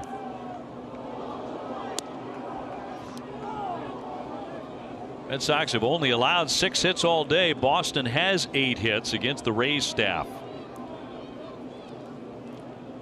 And now the Red Sox and the Houston Astros tied for the longest winning streak in baseball at 5.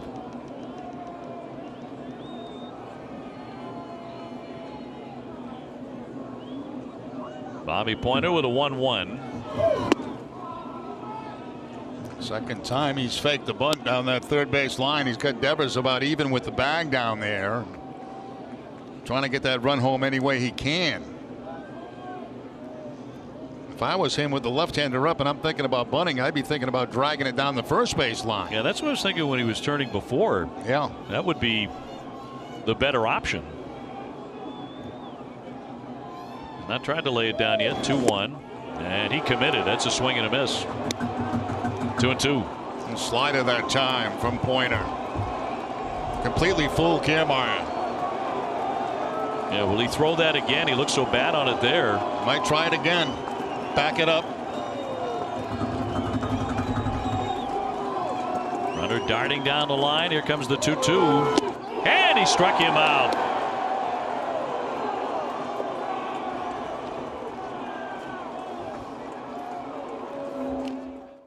Looking for a hero here as we go to the bottom half of the 12th inning in the home opener, tied 2-2. Well, Pointer doing a fabulous job in this 2 innings in this game. 3 strikeouts for him. Fastball right there, gets it by Ramos. A fastball away by Miller, and then another fastball away by Kiermaier. That's following up a breaking ball away. And I'll tell you what, this kid shows absolutely no fear.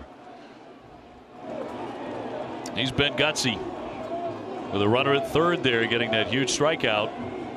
So Jackie Bradley to start off the bottom of the 12th inning, looking for his first hit here this afternoon and now into the evening. He's grounded out 3 times and struck out once. And that'll be in there for a called strike. He'll be followed by Vasquez and then Mookie Betts. Game started a little after 2 o'clock here this afternoon.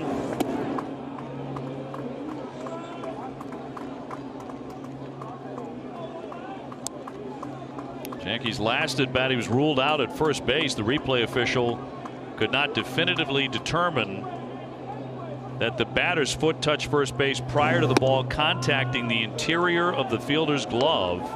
So the call stood and he was out. Although when Jackie went across the bag, he ruled himself safe.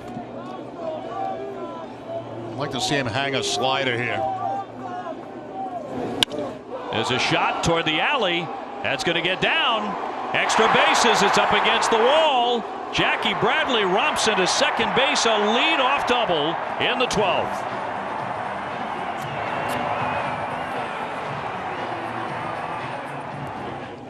Well, I got my wish. He did hang a slider, and Bradley jumps all over it for the leadoff double.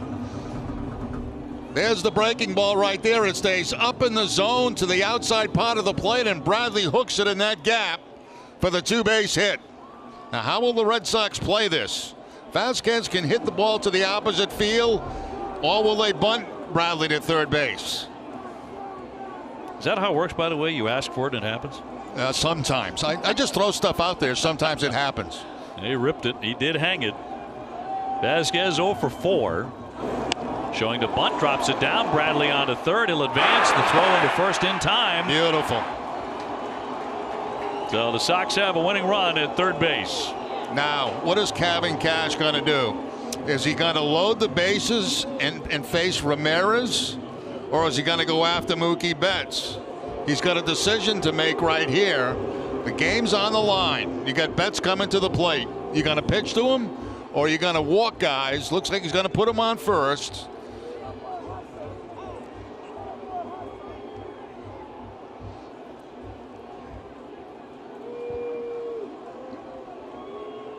Benintendi on deck.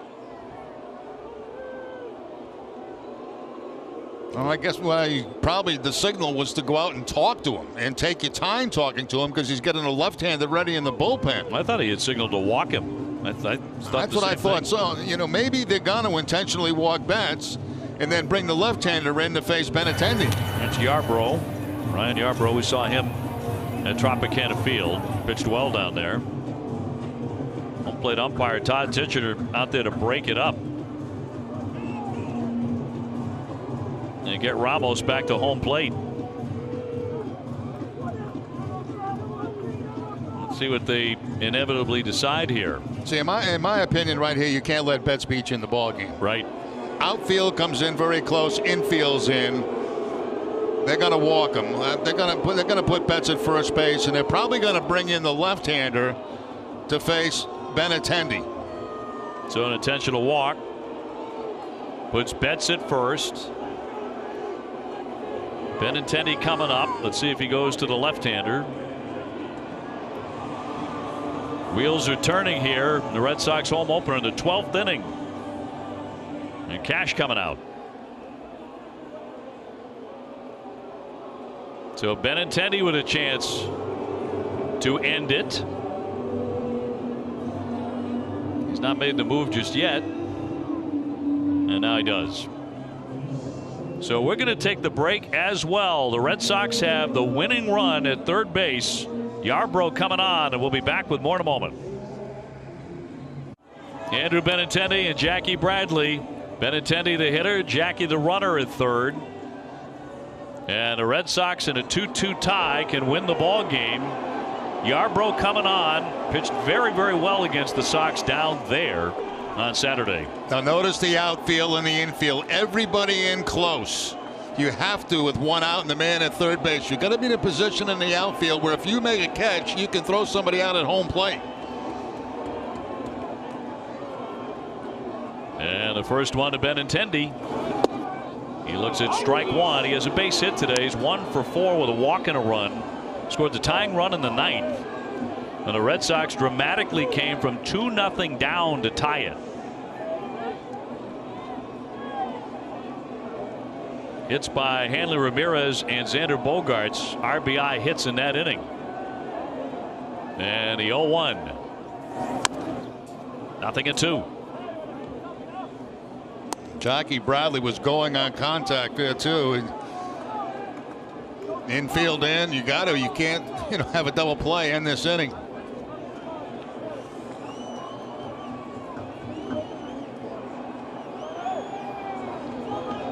The crowd has been on their feet many times here over the last couple of hours. Looking for the Red Sox to put this one into the win column. 0-2. Down to second base, Rob Mookie Betts. They're giving it to you. Take it.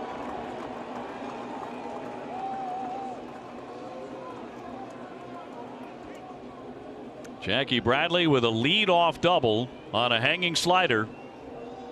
And now standing at third with one down.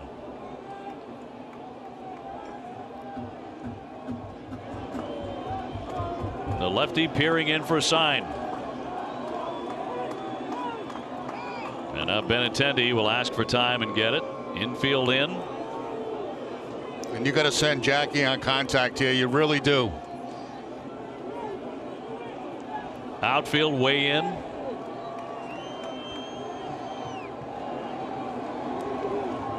One-two pitch. Flared foul. Good spoil right there by Benintendi.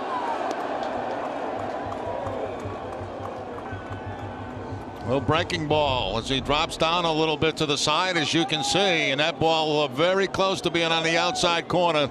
That's an excellent foul ball if there is such a thing. And there is. We just saw it.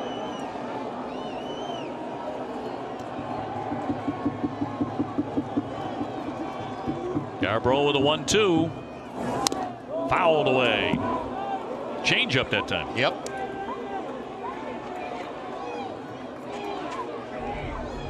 From the outside corner to a changeup down about knee high. Benintendi a little bit out in front of it. Red Sox and the Rays have played almost 4 hours here in the Sox home opener. Is it about to end? Bradley at third, Betts at second.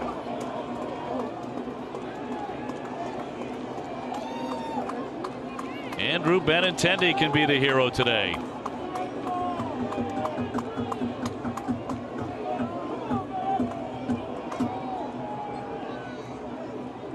One, two again. 2-2. Tried another changeup inside. You know, it's up to Benintendi because if they retire Benintendi, they're going to walk, I would guess, Hanley Ramirez, and they would pitch to Swihart, who's now in the game for J.D. Martinez. In the DH spot.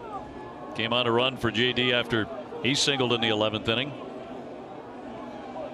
2-2.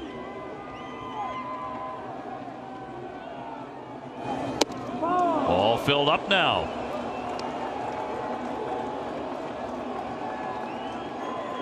Now, if he walks him, the bases would be loaded, and that changes everything. Yep. Being very careful with the Red Sox left fielder. And a 3-2. He does walk him, and it does load up the bases. Oh, that's huge. That means Hanley gets a chance to hit, because if Benintendi had not reached base, there's no way Ramirez would have got to the plate. Hanley already has a very meaningful hit today, an RBI single in the 9th inning, which gave the Red Sox a great chance. They would eventually tie it on the double by Bogaerts. He had the 2-run double in the 13th inning a couple of nights ago in Miami to win that ball game. Now the infield's back for a double play, but the outfield's still shallow. They have to be. Fly ball right field, and that is going to do it. Onto the warning track. The Red Sox walk it off. Bradley scores, and the Sox win it in 12. Hanley again. Hanley Ramirez running for his life, but he's the star once more. He hits a bullet to the warning track, and the Red Sox win in 12. 3-2 the final score. Hanley certainly the major hitting star in this one.